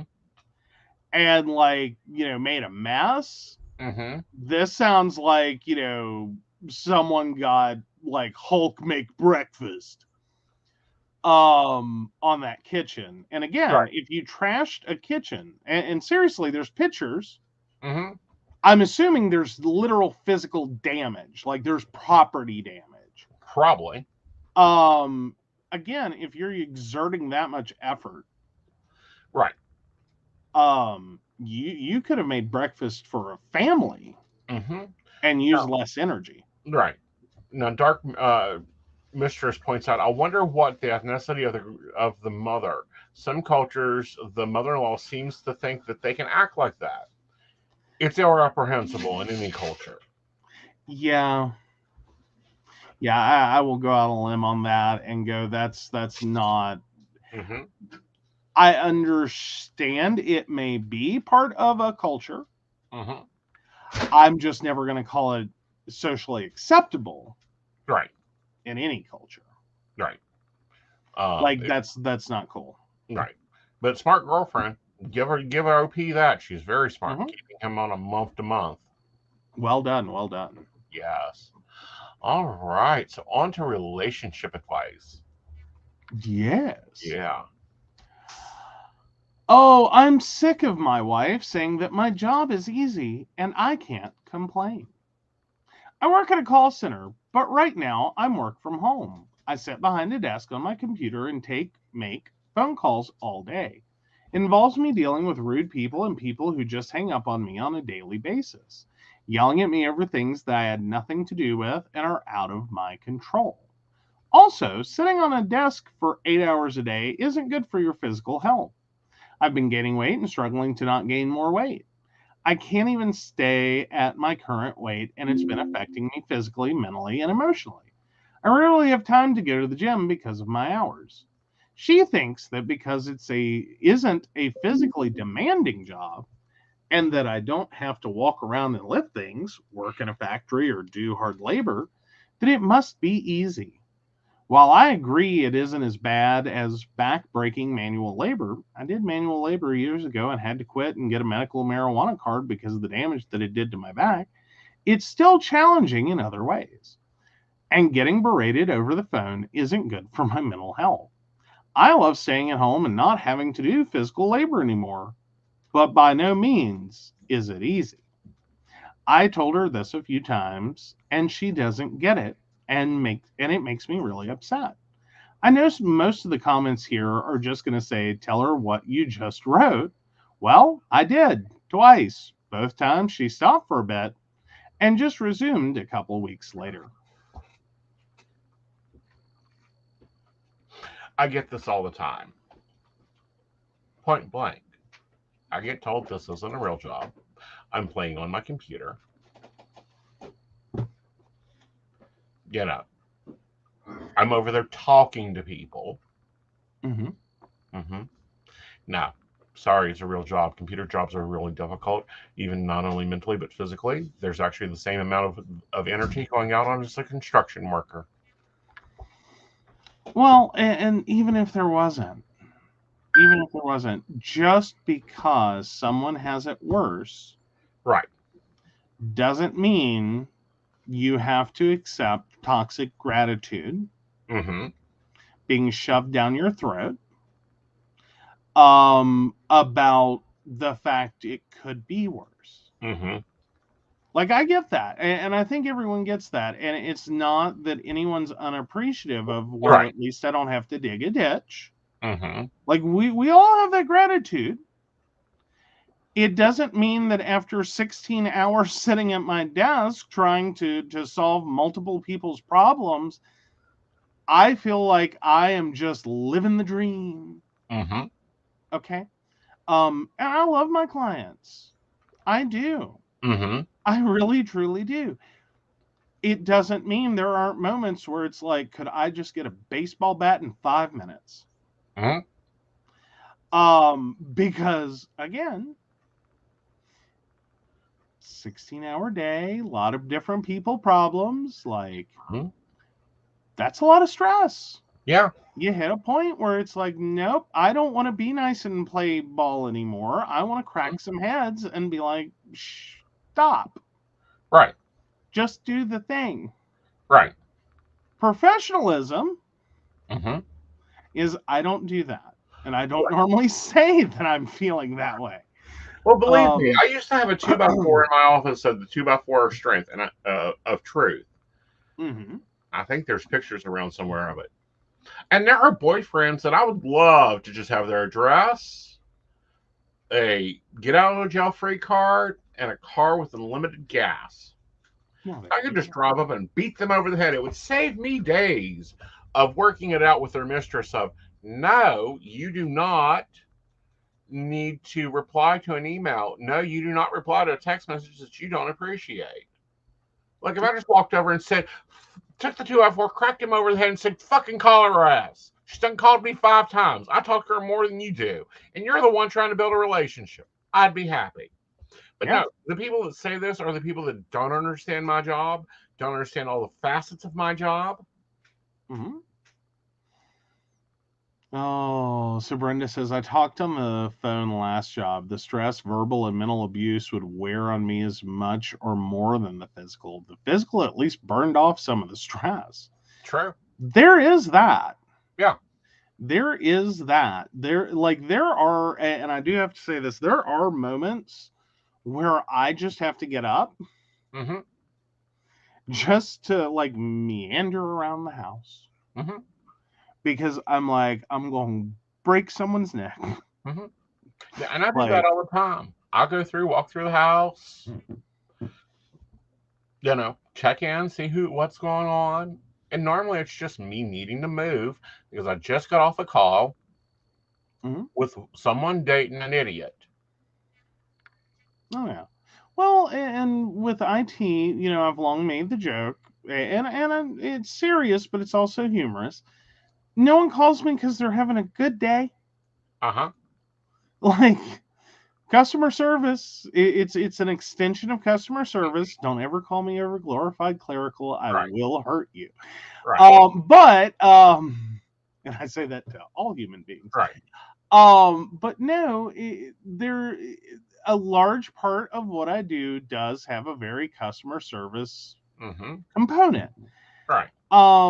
There's also a very technical component to it. Right. And there are moments you do have to just kind of sit there and like, all right.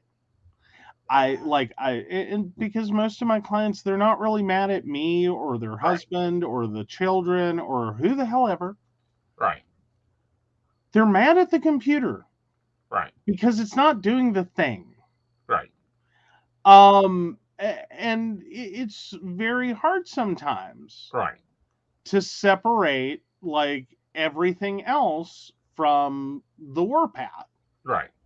Like you stepped into my warpath while I was on it, and it's just I'm sorry, you're guilty by association. You're in the same room. And then to have to call someone and ask for help, which most people really suck at that. Right.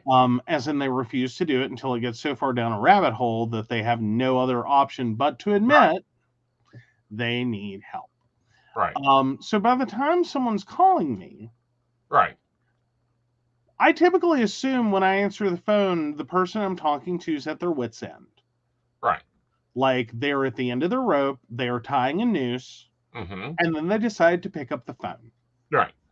Like, because it's about where they are. Yeah. So, yeah, when I pick up the phone, I'm not dealing with, hi. I'm dealing with, I can't get this goddamn blah, blah, blah, blah, blah, blah, blah. Okay. Well, let's see how we can make that better. Well, and and when I go into a reading, it's very shocking because I'm dealing with with customer service, CS side of it. Hi, this is Aeson. How can I help you? And then I'm dealing with the energy coming in, going, God damn it, why are you dating this asshole? Yeah.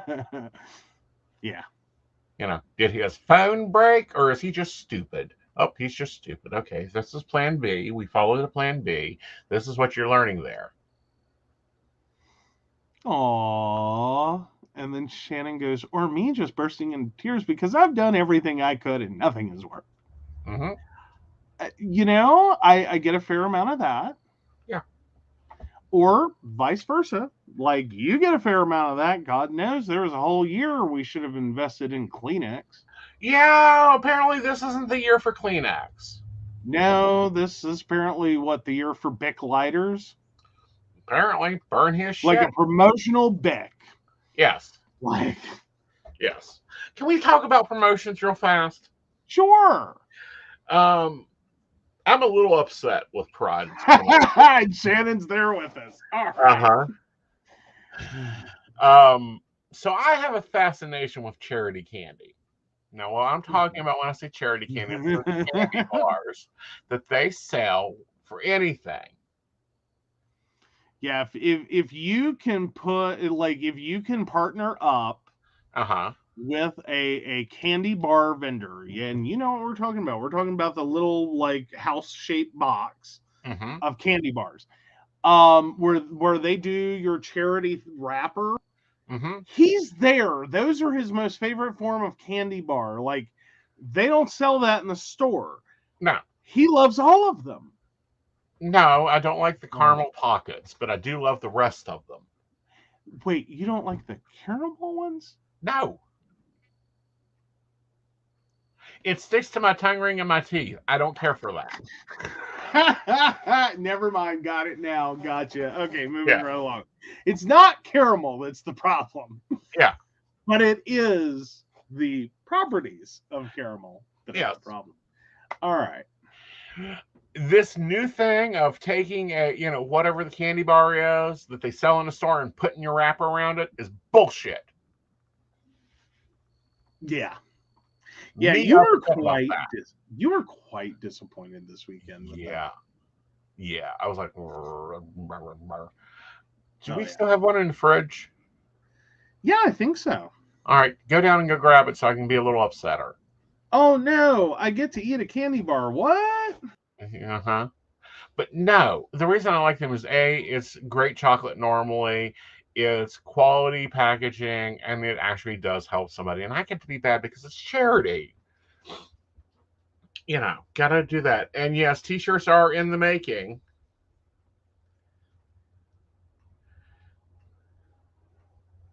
Oh, Shannon's like, I like how Keebler Else beat up a Girl Scout for her cookies and stole the recipes. They didn't do that. They licensed them. And they are better than the store ones. Point blank, charity candy, you know, I remember when school children would go door to door selling those candy bars. They were fucking delicious. I haven't been able to find them. If you're a charity that does candy bars and they're the real charity candy bars, let's deal with that. Yeah, no, there wasn't another one left in the fridge. Urgh. Sorry. I did keep the wrapper. But Okay. this bullshit of taping up a Hershey bar like this, And we do mean tape. yeah, there is Scotch tape here wrapped in a Hershey bar. Yeah, we ate them. Yeah. He bought like 6 though. No, I bought $10. I bought 8 of them. Yeah. Yeah. I got 1. Everybody got one, and then there was like 4 left over. Anyhow. Oh, really? This was a trick. This was a trick, and I'm upset about it. Okay. Well, but the wrapper is cute. We do have to say the wrapper is cute. I love the cute. wrapper. It's going in my shadow box over here. But where's my charity chocolate? Yeah, really. Yeah. Like, I swear your life would be complete with charity chocolate and commodity cheese. And Samoans. Real Samoans, not the Keebler Elf version. Oh my God. So, like, when you say that, do you mean like Jason Momoa? No. I'm talking Girl Scout 1996 Samoans. Okay. Yeah, I apparently have to buy my own, Brenda. Thanks. I was well aware. Like, chocolate does not come into this house, and I think I get some. It's like, nope, I grab a fork, stab him, and take what I can run with. Like, that's how it works. Here's the thing, and I've said this, and I think I've traumatized a few people with it. One, I've never met a diabetic that doesn't have a sweet tooth. Every single diabetic has a sweet tooth. Yes. 2, I've also noticed this other weird thing about diabetics. This is the traumatizing one. Has anyone else noticed that diabetics just love to watch people eat? Like, they will look at you eating food, whatever it is, as long as it isn't healthy, they will look at you eating food like it is a damn Hardee's commercial, okay? Like, you know, just like it is sexual observation of other people eating food. Every diabetic does it. I have yet to meet a diabetic who doesn't. Not one. Oh, Shannon goes with they are living vicariously through you and what you're eating. It's what I figure. It's called, but it's a look. It's a look. It's like, like, eat that candy bar, yeah. Like, oh, Brenda says no, don't want to watch people eat. Okay. I'm just saying I have not met one yet. Mm-hmm. As no, in I hate eating alone.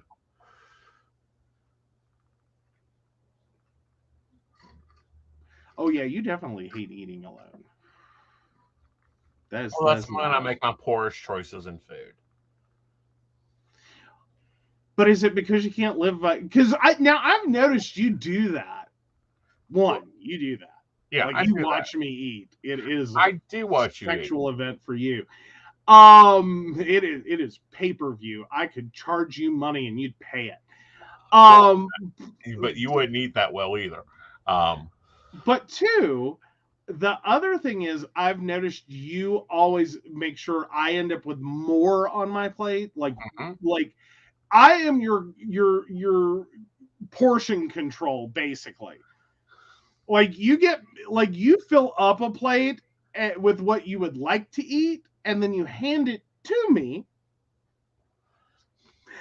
and then you make a reasonable adult portion according to like the food pyramid, and you eat that one. Yes, dear. Hey, Brenda, you grew up in a household with a daddy that got the biggest piece of chicken, right? Oh no! Oh, you're not doing that. No.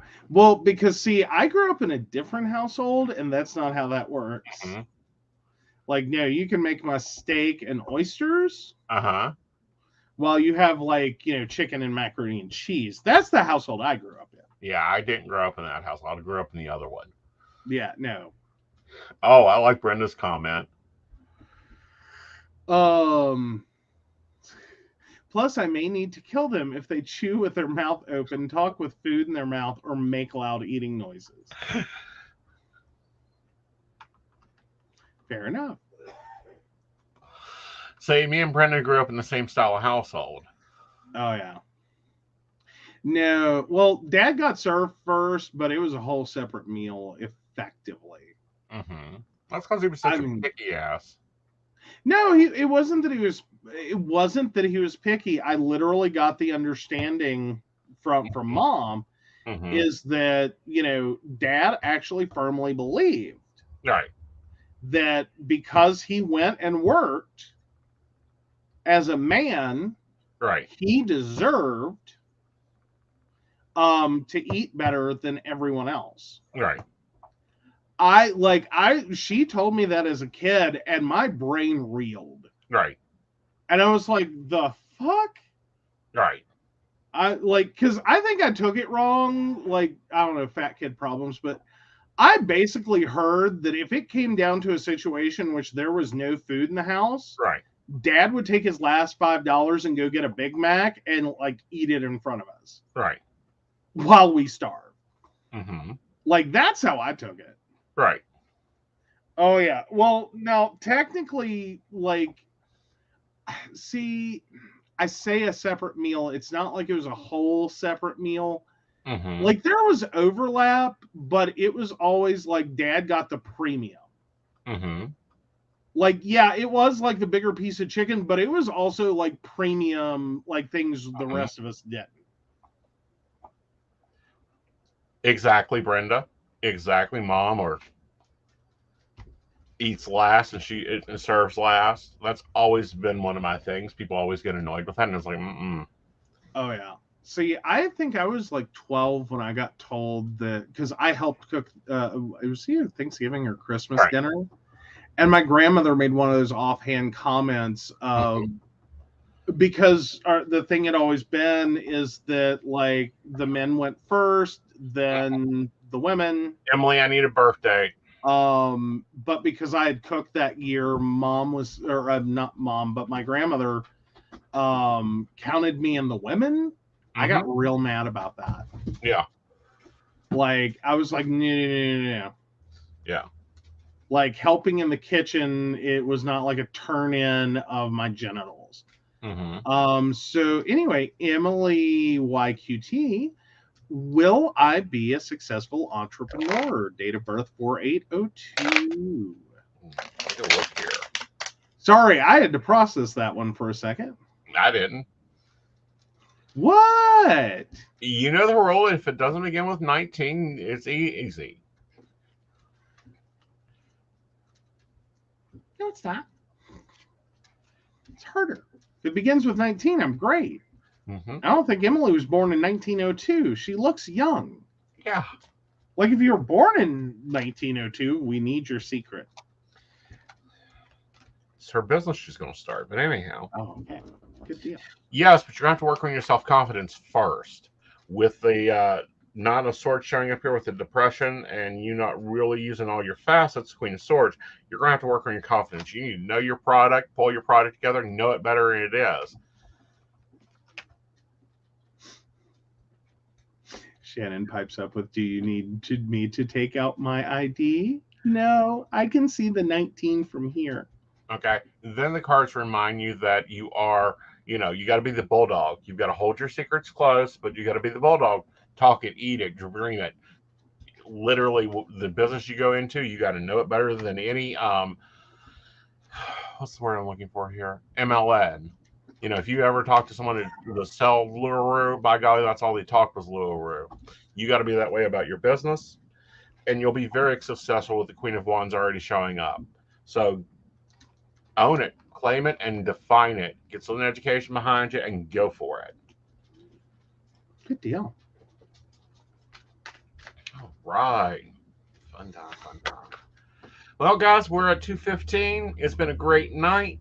I really enjoyed our guest. It was a great conversation. We've got some topics to be following up on. We want to thank our sponsors. Now, we haven't updated our banner, so we got 2 sponsors to add to this. We want to thank Tracy Vaughn. She's now a corporate level sponsor, and you guys will be seeing her in the group soon. And of course, the Laughing Tree Grove. I want to thank both of them for being our newest Patreons. Welcome to the team. Give us a little bit of time to update everything. Absolutely. But we would also like to thank our Patreon sponsors, Beverly Walker, Mika G, Kathy, Mary Winfield, Brenda Bryant, Ashley Guest, Shannon C, Shannon D, the ever wonderful Lady Gwendolyn, Charles Shaw, and Dottie the Psychic. If you'd like to learn more about us, the show, or how you too can become a Patreon sponsor, please visit us at pcspnetwork.com. Yes, and guys, we will be back on Thursday with Coffee and Tea. Natalie Vickers will be visiting us, and we'll be sharing some tea, throwing some shade, and strengthening some ideas. And of course, Mountain Bears is Friday night at 9:30. If you want to become a sponsor, if you want to become a barista and get a lot of lovely benefits, be sure to check out our Patreon tab. Also, we may have a surprise for tomorrow. We're working on that now. And we'll be doing that. So be watching your news feeds. See what else is there. I think that's all that's going on at the moment. Of course, I'll be taking readings later. We'll be doing some fun stuff. You guys have a magical night and take care of yourselves. It's getting scary out there. Night, y'all. Good night.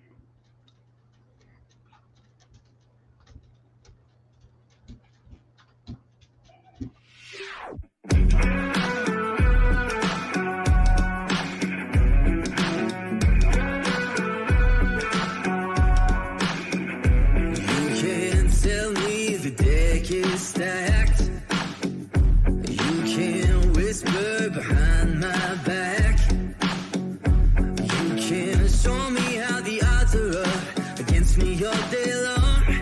But I've been through the fire and come out alive, and there's no more fear in my eyes. Oh, now I'm rising, and you can't bring me down. You can't stop me now.